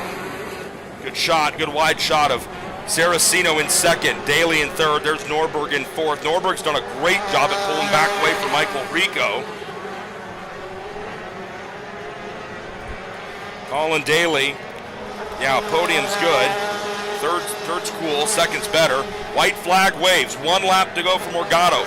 The lead continues to grow, 7.6 seconds last time by. Let's see what it is here. 7.6 to... seems to stay right at 7.6. So Morgado, not exactly a slouch here. If his His lead stays the same one lap to the next. That's A-OK because he's been just, the definition of dominant in the PSL karting ROK Pro Shifter category here today. He'll make his way through the infield one final time. We're keeping our eye on that battle for second, third, and fourth, but we're keeping our other eye right here as the final set of double checkers wave. Matias Morgado dominates in Homestead, Miami, and he wins in the PSL karting ROK Pro Shifter final. Second goes to Vincenzo Saraceno, and Colin Daly rounds out your round one podium here at the AMR Homestead Miami Motorplex. Ryan Norberg completes his first weekend in competitive shifter kart racing in fourth. Michael Rico rounds out your top five. Axel Cabrera was sixth, Davide Greco seventh, Anthony Martella eighth, Alex Papau ninth, and Andre Nicastro your top 10. That is not all from Homestead Miami. We're going to hear from our winner and maybe a few other drivers down on the scale line, so if you're watching, don't go anywhere. And just in case Ashley does wrap it up for us, what an awesome weekend of racing. I've loved it. I hope all of you have enjoyed watching. The ROK Cup USA Florida Winter Tour. We're back, baby. And the opening weekend of racing, full of bangers. Lots of fun, and the Winter Tour is just getting started, folks.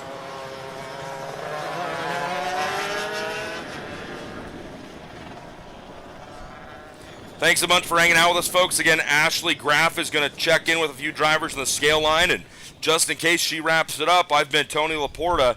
Had a great time hanging out with you here this weekend in Homestead, Miami. We hope to see you back for round two in just a few short weeks. Let's get ready to go down to the scale line. Well, we'll pause here 1 second as Ashley's going to go confirm with Morgado that he's available and would like to talk. You don't ever want to just shove a mic at a driver and start talking to them. Sometimes they bite back. So it looks like she's almost ready to go down there. The AMR Homestead Miami Motorplex played a great host to round number one of the ROK Cup USA Florida Winter Tour. Ashley Graff is down on the scale line. Matias Morgado is there as well, as is the rest of our PSL karting ROK Cup or Pro ROK Shifter field.